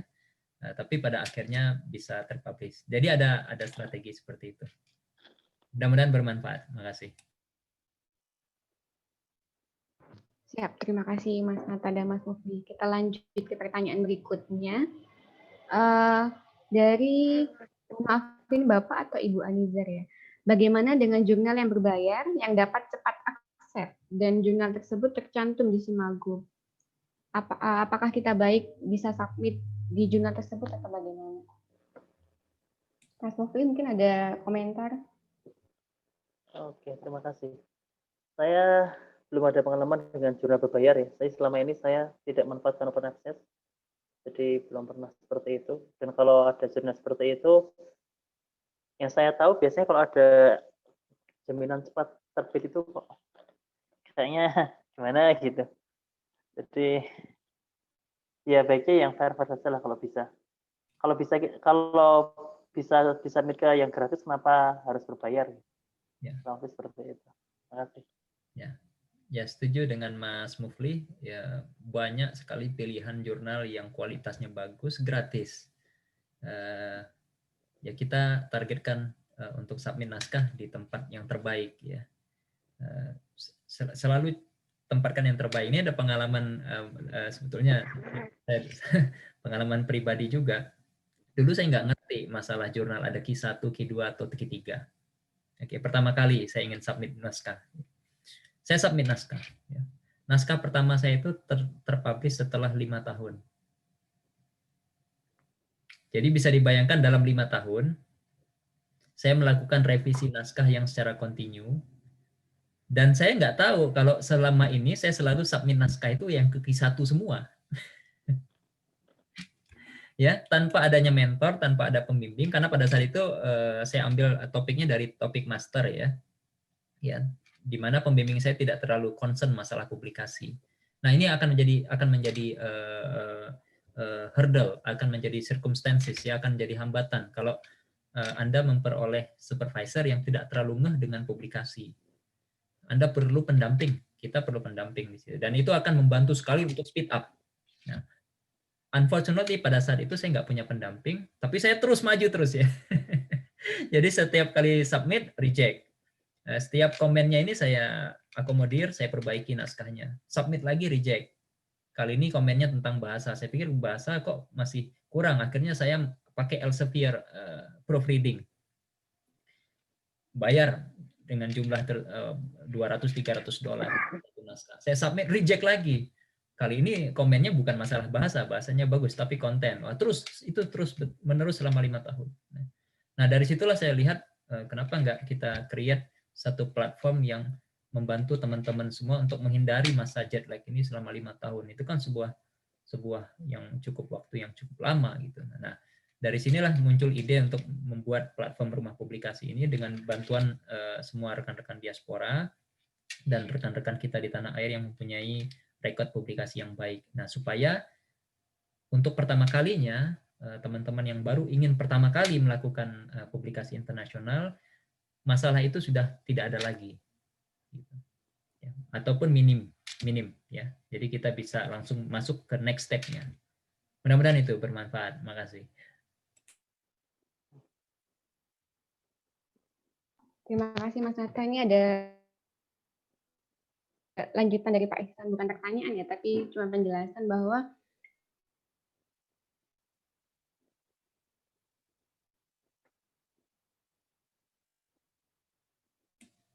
Pak Ihsan sudah mengirimkan ke jurnal Q1, tapi itu masih under review. Karena email mungkin ada yang seperti itu juga ya Mas Mufli. Ya, untuk masa pandemi ini kayaknya memang seperti itu ya. Saya juga masih ada satu jurnal sejak tahun lalu. Sekarang masih ada review. Jadi mungkin pandemi kita bisa maklumi.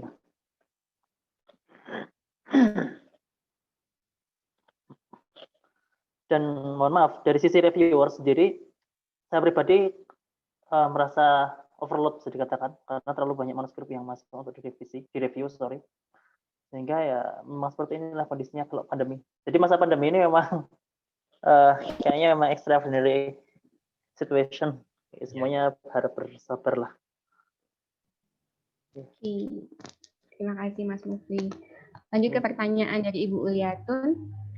Bagaimana saran untuk menggali novelty untuk artikel bidang sosial? Karena kan kadang mencari gap penting dari literature itu sudah menantang, apalagi jika topiknya sudah mature. Novelty-nya, tips dan triknya untuk bidang sosial. Mas Mufli mungkin ada yang ingin Oke, terima disampaikan? kasih. Iya. Mohon maaf. Agak putus. Udah ya? Maaf, agak sebelumnya agak putus-putus. Jadi untuk bidang sosial ini saya mencoba untuk memberikan gambaran ya.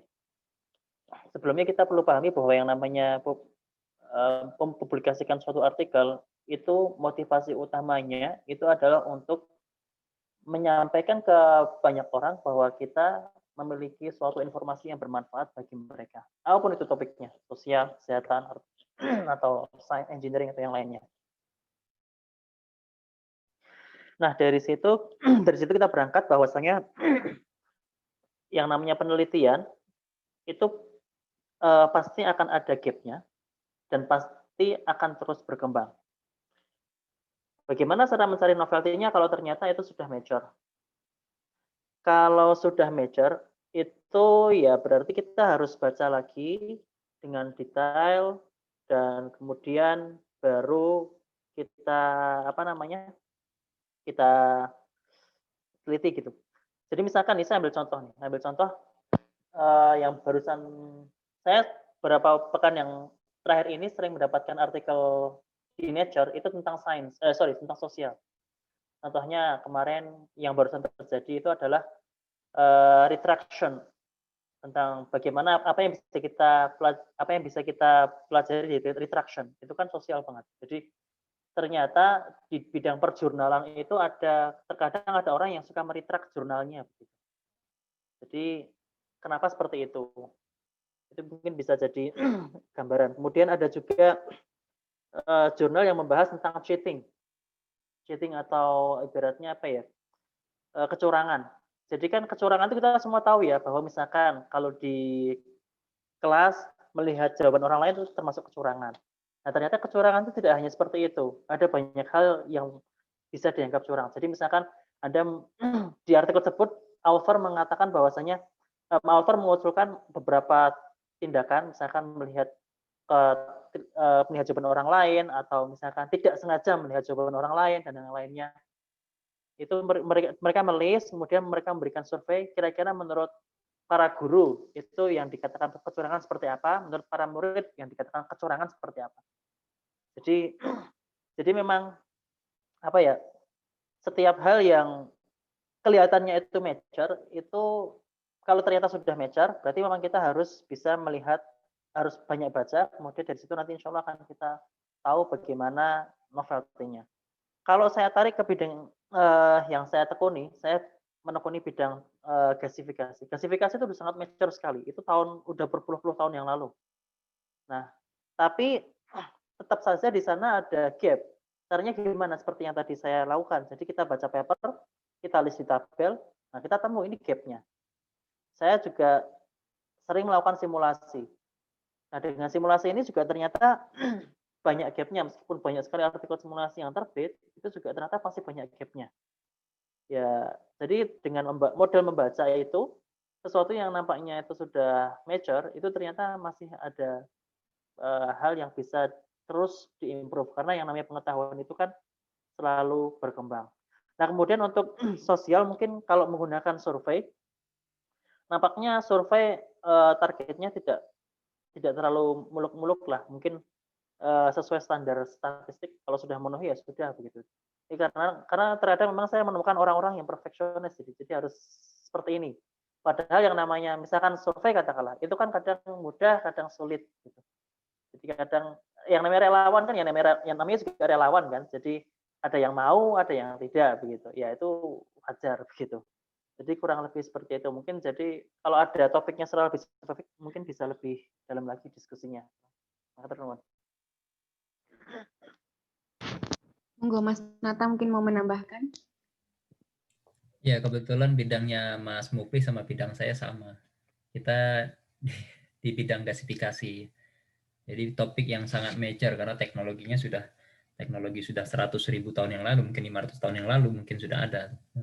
Dan sepertinya untuk mencari gap itu tergantung dari seberapa jauh kita studi literatur. Tadi sudah disampaikan oleh Mas Mufli, jadi mungkin baiknya dibikin table, ya. Kalau kita punya table, bikin table sendiri, kita create table, ini autornya siapa, tahun berapa, novelty-nya apa, finding-nya apa, kemudian kira-kira yang belum ditemukan informasinya apa. Terus masuk lagi ke baris kedua, autornya siapa, tahun berapa, title-nya ini, main finding-nya apa, nah, kemudian informasi yang belum ada di paper itu apa. Nah, pada saat kita susun itu semua kelihatan nanti mana yang belum ada atau mana yang jarang di orang bahas gitu. Nah, di situ mungkin membantu ya untuk melihat mencari celah dalam pusaran topik yang sudah sedemikian sangat-sangat major tadi. Ya, semoga membantu. Ya. Siap. Jadi literature review-nya harus digali terus ya, Mas. Lanjut ke pertanyaan Ibu Rena. Bagaimana tips dalam penyusunan jurnal jika kualitas grammar kita masih rendah? Mas Mufli mungkin ada pengalaman atau Mas Nata? Oke. Masih dulu, monggo. Mas Nata dulu boleh lah. Monggo Mas Mufli juga. Jadi kalau dulu mungkin sulit ya kita menemukan platform untuk alih bahasa ya. Kalau sekarang sudah banyak pilihan alih bahasa, meskipun kualitinya tidak sebaik yang diterjemahkan oleh profesional proofreader. Ya.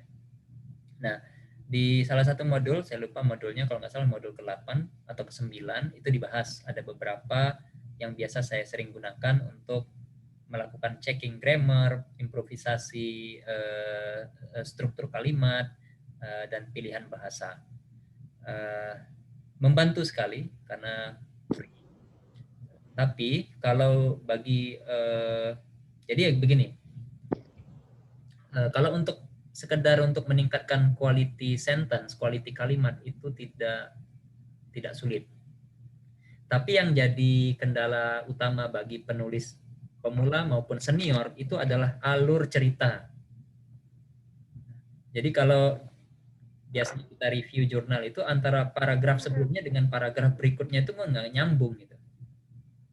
Nah, itu biasanya kendalanya di situ, ada flow yang terputus. Nah, jadi kalau untuk kalimat itu sudah banyak tools-nya, tapi kalau untuk alur, kalau demikian dibuat alur yang baik ya, supaya menjadi sebuah story yang baik, jangankan penulis pemula, penulis senior juga kadang kala mengalami kesulitan di situ. Jadi logik untuk penulisan, sistematika penulisan. Nah, itu strateginya Salah satunya adalah dengan menggunakan kalimat topik pada setiap paragraf. Jadi setiap paragraf itu ada penekanannya. Paragraf ini kita ingin tekankan masalah ini. Ya, kalimat topiknya adalah kalimat kita cantumkan di kalimat pertama.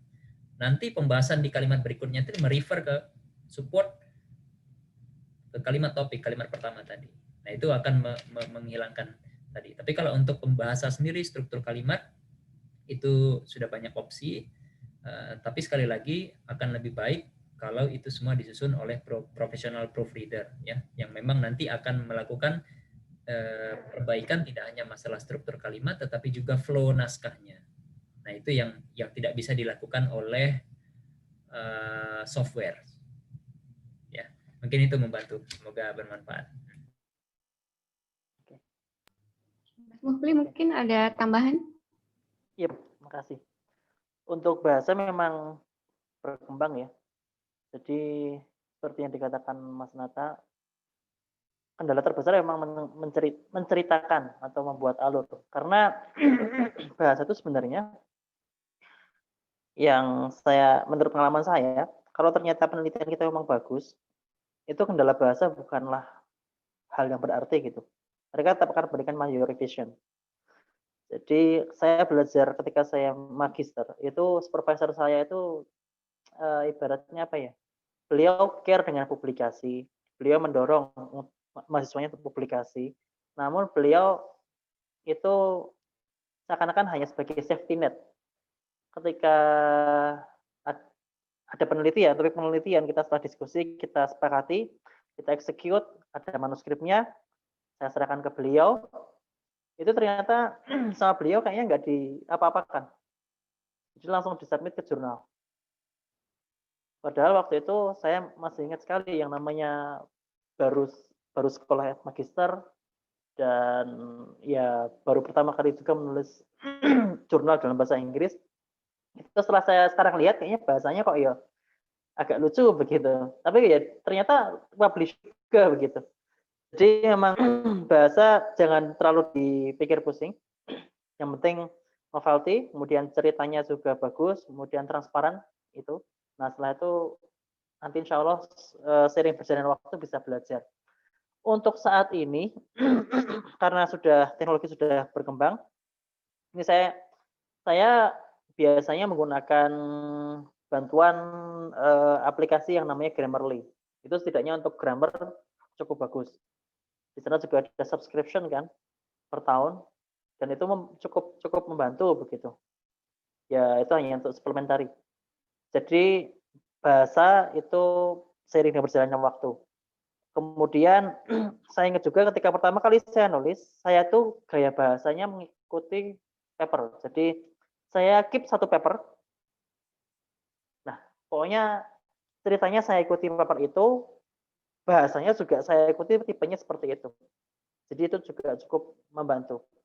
Nah, oleh karena itu nanti paling hanya tinggal grammarnya yang harusnya is jadi are, kemudian ya seperti itulah. Itu tidak masalah. Dan nanti sama editor paling tolong dicek grammarnya, tapi major revision gitu Bang Oki. Jadi yang penting ditulis dulu aja semuanya. Kemudian kalau ada akses Grammarly, pakai Grammarly yang gratisan juga untuk saat ini juga mungkin bisa membantu. Satu disubmit saja dulu. Kalau ternyata memang bagus, ya bagus nanti. Paling tidak major revision, nah di situ nanti mungkin bahasa baru masuk. Karena kalau sudah dapat major revision seperti tadi kata Pak Nata itu kan sudah ayam. Major revision itu artinya 95% accepted. Tinggal satu langkah lagi atau dua langkah lagi. Gitu kurang lebih. Terima kasih. Terima kasih Mas Mufli, Mas Nata. Ada pertanyaan satu lagi, tapi saya sedang bertanya, namanya belum dibalas. Tapi di sini di Zoom-nya Galaxy M20, jadi Bapak atau Ibu mungkin bisa langsung bertanya atau saya bacakan. Nanti juga bisa konfirmasi namanya siapa ya. Bagaimana menyampaikan ke editor kalau artikel yang submit ternyata sudah dalam proses guilty proof di suplemen jurnal di konferensi yang tadi diikuti tanpa kita ketahui. Jadi sudah kirim message ke editornya tapi belum dibalas. Apakah author akan di blacklist? Jadi mungkin dia sudah kirim ke jurnal tapi ternyata ketika diikut konferensi sudah dikirim juga oleh si komite konferensinya ke jurnal lain. Jadi gimana nih prosesnya? Apakah akan di blacklist atau gimana? Jadi Mas Mufli, Mas Nata mungkin ada pengalaman juga seperti ini?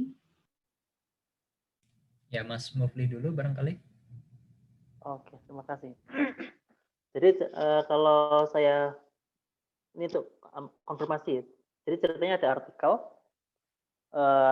tersebut disubmit ke jurnal, kemudian di lain sisi juga diikutkan conference dan ternyata itu juga disubmit begitu ya oleh panitia. Kalau seperti itu ceritanya, sebaiknya memang kalau saya biasanya kalau belum terjadi, kita bicara kalau belum terjadi.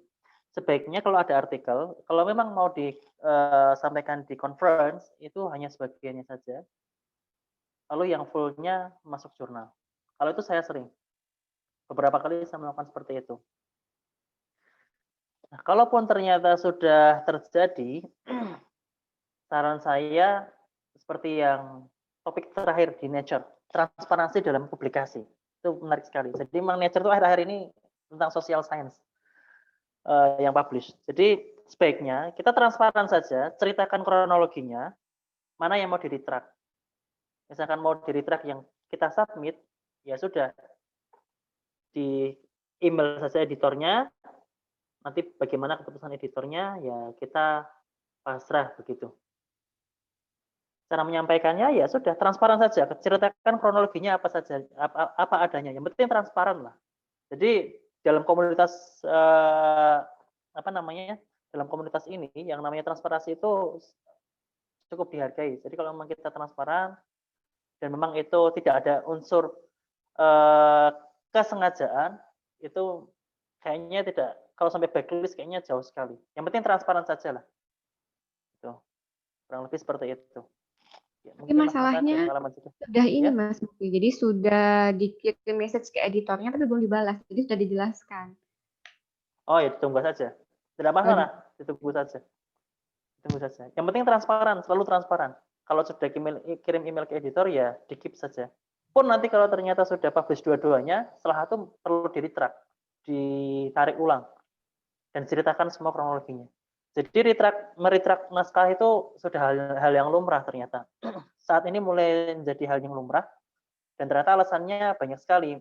Misalkan salah pengambilan kesimpulan, di-retract, kemudian ternyata secara statistik salah ngitung, di-retract, kemudian ada juga makalah yang di bidang teknik economic analysis itu dia plusnya keliru dengan minus.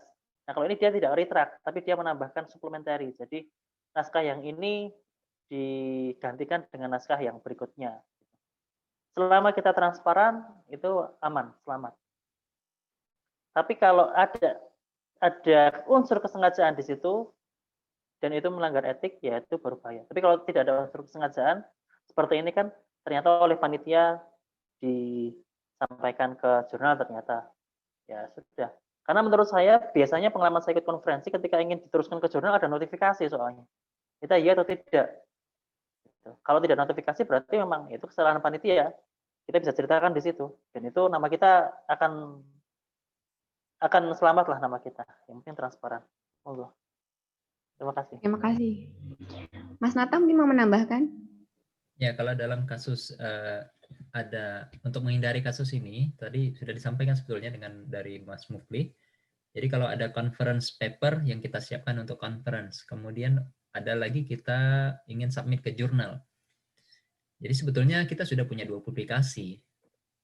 Kalau strategi awalnya sudah kita susun, ada perbedaannya.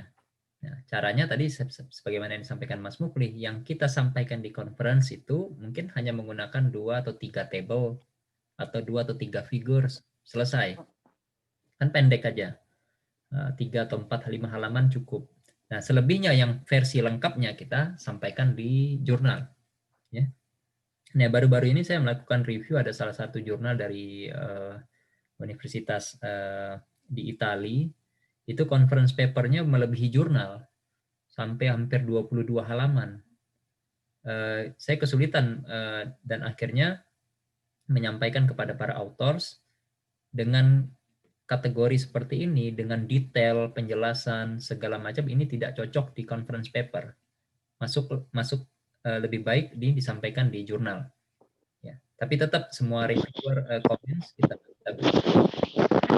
Nah, ini akan menjadi tambahan publikasi. Jadi kalau kita sudah susun strateginya dari awal demikian, kita sudah punya 2 publikasi. Satu di conference, satu lagi di jurnal. Yang jurnal adalah versi yang lengkap, pelengkap dari apa yang kita sampaikan di conference. Ya, seperti itu Mbak. Semoga membantu.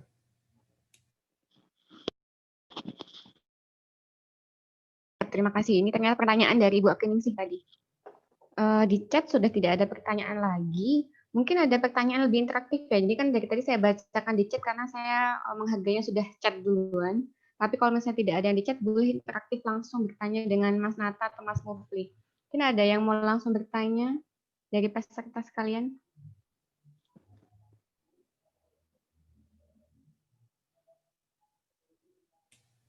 Silakan Pak, kalau atau Ibu yang mau yang masih ada pertanyaan, silakan.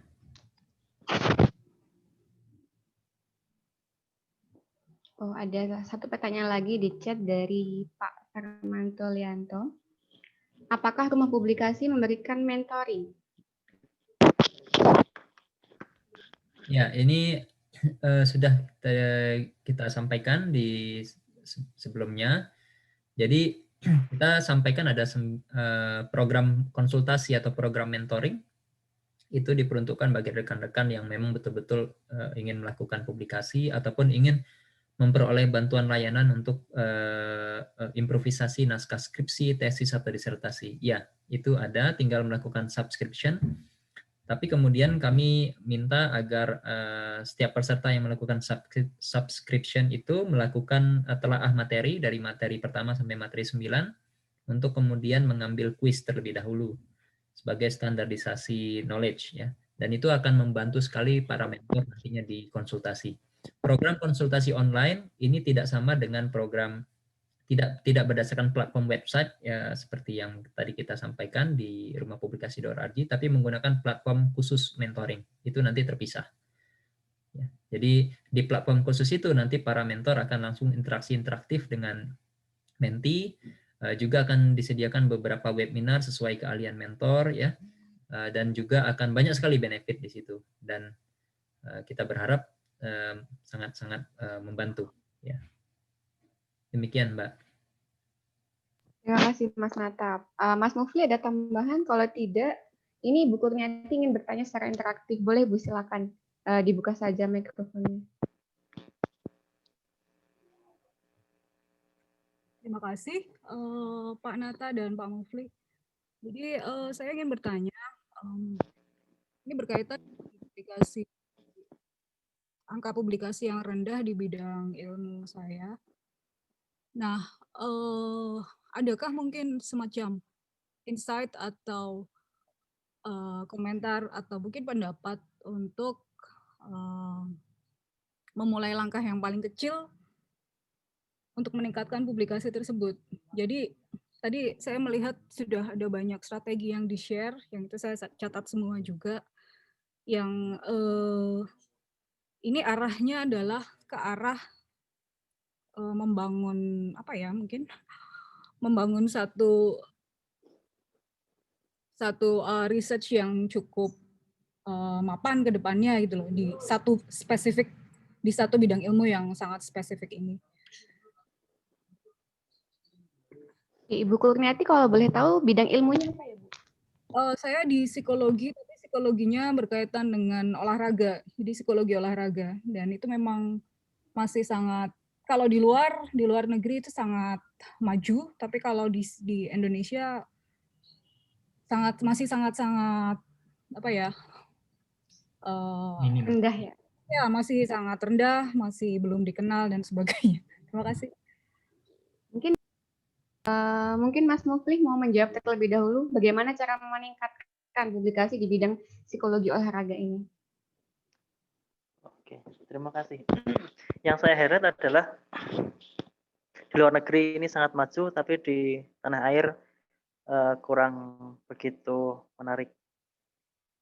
Ini sebenarnya saya alami juga ketika saya pulang sekolah S2 di Saudi.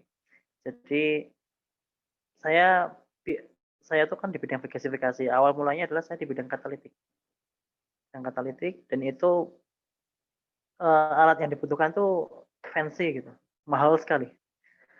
Akhirnya ketika pulang, saya mencoba untuk survive dengan yang bisa saya lakukan di Indonesia. Saya lihat, oh ternyata di Indonesia apa sih yang fasilitas apa yang bisa kita gunakan. Kalau saya di Indonesia karena tidak ada alat eksperimen, ya sudah saya melakukan apa yang bisa saya lakukan di komputer. Salah satunya adalah simulasi. Dari situ saya belajar untuk tetap terus meningkatkan tetap berkarya di bidang simulasi. Jadi saya lihat simulasi ini gap-nya di mana, kemudian ya sudah saya tulis papernya gitu kurang lebih. Memang apa ya, pulang dari luar negeri itu kadang kita, kalau saya pribadi agak shock begitu, karena memang kulturnya beda, kemudian alatnya juga tidak sama seperti ketika di luar, dan seperti itulah. Jadi emang harus survive.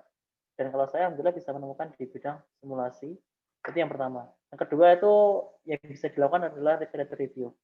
Jadi literature review tidak perlu alat, tidak perlu platform untuk simulasi, hanya butuh MS Word dan pendukungnya misalkan EndNote. Jadi dan akses ke jurnal.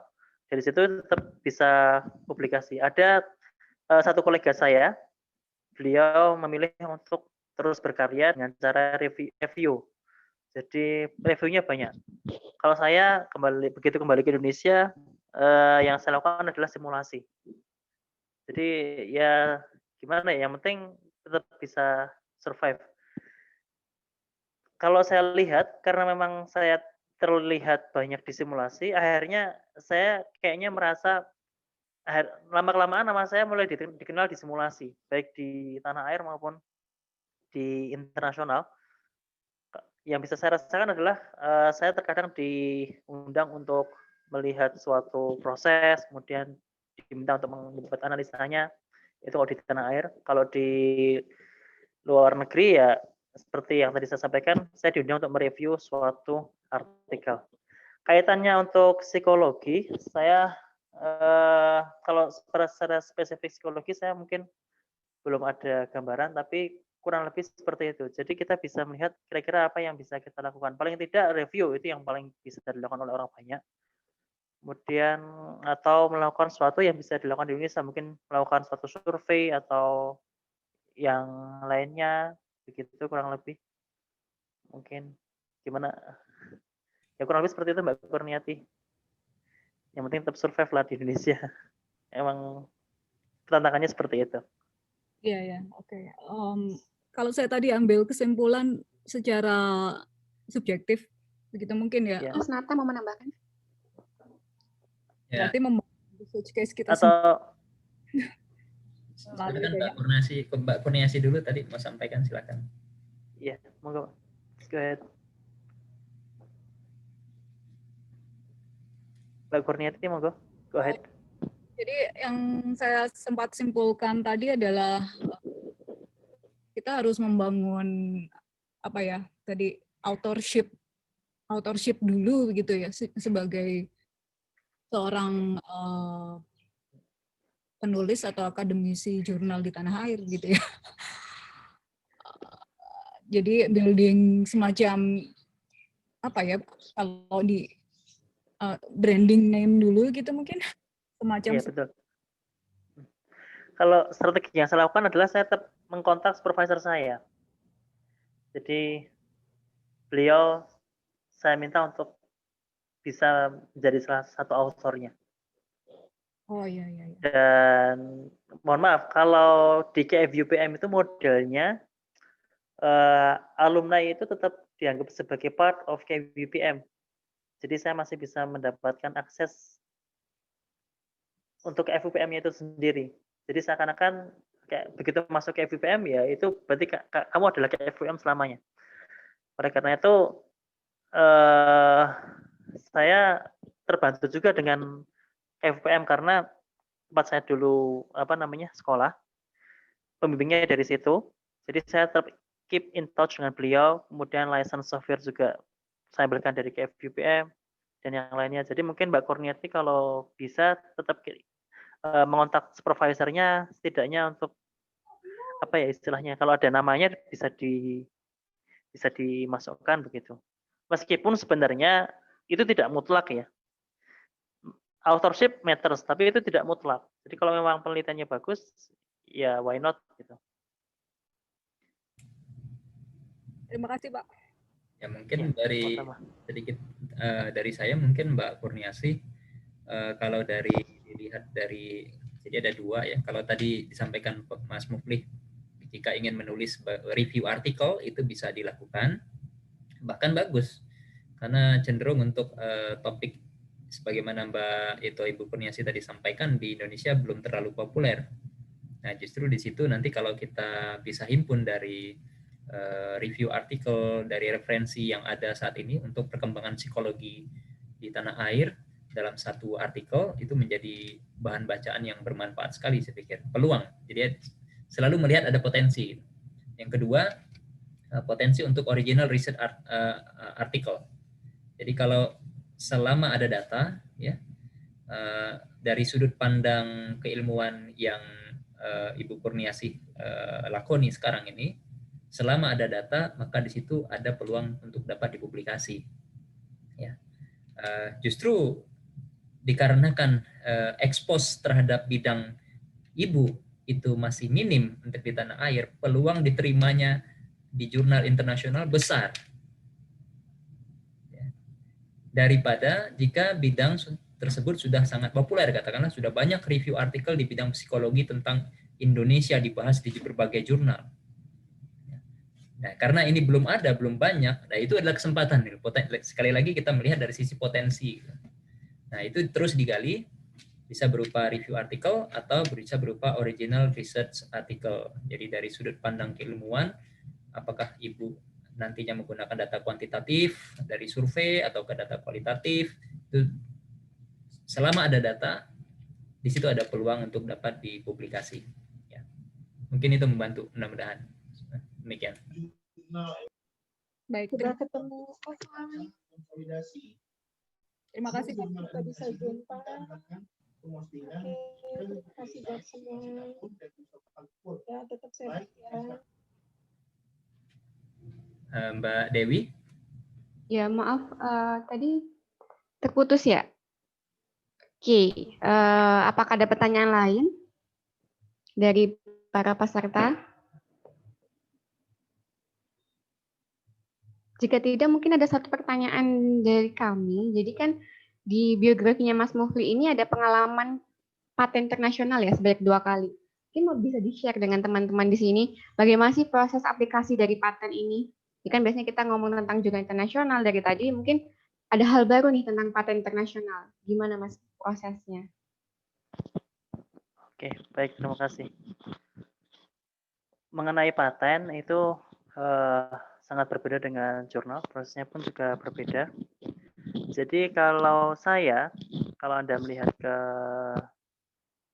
profil saya, kemudian dibuka patennya, itu paten terbit sekitar tahun 2020, dan afiliasi saya adalah KFUPM, King Fahd University of Petroleum and Minerals, bukan Universitas Indonesia di mana saya mengajar.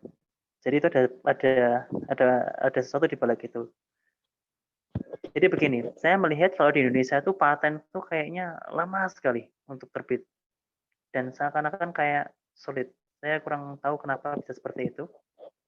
Kemudian yang kedua adalah supervisor saya akhirnya menawarkan, ya sudahlah, kita submit paten di US Patent saja lewat KFUPM. Ya sudah. Kemudian kita ngurus. Jadi kalau di KFUPM itu, di kampus saya dulu, dia punya yang namanya Patent Office. Itu adalah divisi yang khusus untuk menangani paten. Apa yang perlu saya lakukan? Yang perlu saya lakukan adalah saya menulis teknologi itu seperti apa. Itu sebenarnya naskah dari manuskrip, lalu disubmit ke Patent Office. Nanti di situ ada banyak dokumen paperwork yang perlu kita tulis, kemudian kita tanda tangani. kontrak kurang lebih seperti itu sudah. Begitu sudah tanda tangan kontrak, maka patent office yang akan menangani itu. Patent office, apa yang akan dilakukan patent office? Mereka akan pertama mempelajari dulu. Ini sebenarnya layak dipatenkan atau tidak. Setelah layak dipatenkan, patent office ini bekerja dengan attorney di United States of America, di Amerika, yang mana nanti naskah itu akan direpress mereka kalimatnya akan diubah oleh mereka dengan bahasa paten. Dan sangat beda. Jadi bahasa paten itu sangat beda dengan bahasa paper. Jadi saya memberikan mereka manuskrip, itu ketika kembali ke saya untuk direvisi, itu sudah sangat berbeda. Jauh lebih luas dan ibaratnya jauh lebih umum dan bahasa paten sekali. Kalau kita baca paten dan baca paper kan beda sekali gitu. Nah, setelah itu kita merevisi, benar nggak seperti ini, itu kalimatnya per poin ya. Kalau paten kan ada poin. Agree, semua agree, kita kembalikan ke attorney-nya, lalu kemudian terbitlah paten tersebut. Kalau ditanya publikasi dan di jurnal atau paten mudah mana? Saya katakan mudah paten. Karena kalau paten itu yang ngurusi pengacara dari Amerika Serikat. Kita sebagai klien hanya memberikan masukan atau memberikan konfirmasi, ini benar nggak seperti ini, ini benar nggak seperti ini, benar, oke. Atau ini benar nggak seperti ini, oh bukan seperti ini harusnya seperti ini. Jadi lebih mudah kalau menurut saya paten dibanding jurnal, karena kalau paten yang menangani mereka. Kalau jurnal kan yang menangani kita, ada revisi ya kita ada komentar dari reviewer itu kita yang menangani. Kalau paten saya kira kalau ada komentar dari sana, dari kantor patent office di Amerika, mungkin attorney yang pertama kali akan menangani. Cuman paten ini unik. Dia butuh waktu sangat lama untuk publish. Seingat saya paten itu kurang lebih ya. Saya ada beberapa file paten dan yang 2 terbit ini sudah saya urus 2 tahun yang lalu. Sekitar 2 tahun yang lalu diurus dan selama itu nanti kita komunikasi dengan attorney dan akhirnya terbit. Sehingga kalau bisa dikatakan mudah, tapi butuh waktu yang lebih lama. Kemudian untuk bagaimana proses detailnya saya kurang tahu karena itu semua diurus oleh attorney, bukan kami. Kami hanya memberikan konfirmasi. Gitu kurang lebih. Berarti kalau di Indonesia itu Haki ya, Mas Mufli, kalau namanya? Ya, Haki. Haki ya. Betul, Haki. Dan saya dengar kalau Haki kita semua yang ngurus. Jadi berat. Saya kurang tahu ya. Saya dengar seperti itu. Jadinya saya akhirnya larinya ke US Patent. Karena saya masih ke FUBM. Jadi ketika daftar di memberikan pendaftaran paten, saya atas nama ke FUBM. Jadi Muflih Adnan, ID ke FUBM sekian, melakukan kontrak dengan FUBM. Untuk ya itulah. Paten kan biasa, misalkan ada penghasilan sekian, nanti dapatnya sekian, kemudian kurang lebih seperti itu. Tapi mengajukan paten itu sendiri, apakah membayar atau tidak perlu membayar, Mas? Ini kan lawyer ya? Iya, yang bayar ke FUBM. Oh. Oleh karena itu paten saya atas nama ke FUBM, karena semua expenses ke FUBM. Oke. Attorney menghubungi kami bukan untuk urusan tagihan, tapi urusan substansial patennya itu. Tagihan semua dilarikan ke FUBM. Kami author hanya membayar kurang lebih, saya kurang tahu ya, $5 atau $10. Itu ibaratnya kalau di Indonesia hanya sebagai materai gitu. Ketika dikontrak. Selebihnya attorney yang urus. Jadi kalau ada feedback atau ada apa, baru nanti attorney kembali ke kita. Kalau attorney nggak bisa nangani, baru kembali ke kita. Tapi itu jarang sekali. Attorney kembali paling hanya 2 kali setahu saya. Selebihnya mereka bisa handle dan kemudian bisa publish. Mungkin Pak Nata yang di Amerika lebih tahu prosesnya. Ya betul. Jadi tadi untuk pengalaman paten saat ini sedang dalam proses ya. Jadi ada satu grup riset kita yang sedang mengajukan paten dan memang tadi disampaikan oleh Mas Muhi prosesnya mudah ya, tidak sesulit kalau kita submit jurnal dan kita semua sendiri harus mereview, melakukan perbaikan naskah, addressing reviewer comments. Kalau paten itu lebih sudah ada yang membantu gitu ya. Dan ini jadi satu apa ya, kalau saya ingin sambungkan lagi dengan visi yang kita sampaikan sebelumnya, dan inilah satu motivasi bagi kita untuk menjembatani untuk rekan-rekan di tanah air dengan para mentor ini untuk memperoleh akses informasi tersebut. Karena tentunya proses berbeda di tanah air dengan di sini, dan saya lihat secara ide rekan-rekan kita, termasuk kita semua yang di tanah air ini, secara ide ini luar biasa, banyak sekali kita punya ide. Ya. Hanya kita ingin mewujudkan ide tersebut dalam satu bentuk tertulis melalui support dari facility yang ada di sekitar kita, dan itu akan sangat-sangat lebih mudah tercapai ya jika dapat berkesempatan untuk melakukan studi lanjut di tempat lain ya, karena prosesnya tadi akan menjadi suatu proses pembelajaran dengan kurva yang sangat baik dan mempercepat kita untuk meningkatkan keahlian kita di berbagai bidang. Nah, proses paten sendiri Mas Mufli sudah 2 kali Mas Mufli ya. Iya, tapi 2, tapi ada beberapa lagi on the way. Jadi on the way. Lama ya Bang paten. Jadi bisa jadi gambaran buat kita semua bahwa ternyata proses paten itu tidak sesulit yang kita bayangkan gitu ya. Tapi dengan catatan kita sendiri berafiliasi dengan institusi yang sudah memang ada jalurnya khusus ke sana, dan ini merupakan satu akses informasi yang berharga bagi teman-teman khususnya yang ingin melanjutkan master di luar negeri ataukah yang ingin melanjutkan S3 di luar negeri. Ya, silakan, ini satu platform yang kami siapkan untuk menjembatani itu semua ya. Mudah-mudahan membantu. Demikian. Oke, terima kasih Mas Mufli, Mas Nata. Menarik juga ya tentang paten internasional ini. Mungkin ada pertanyaan lain dari peserta terkait dunia internasional atau paten internasional. Ada yang masih belum jelas atau mau bertanya interaktif, silahkan.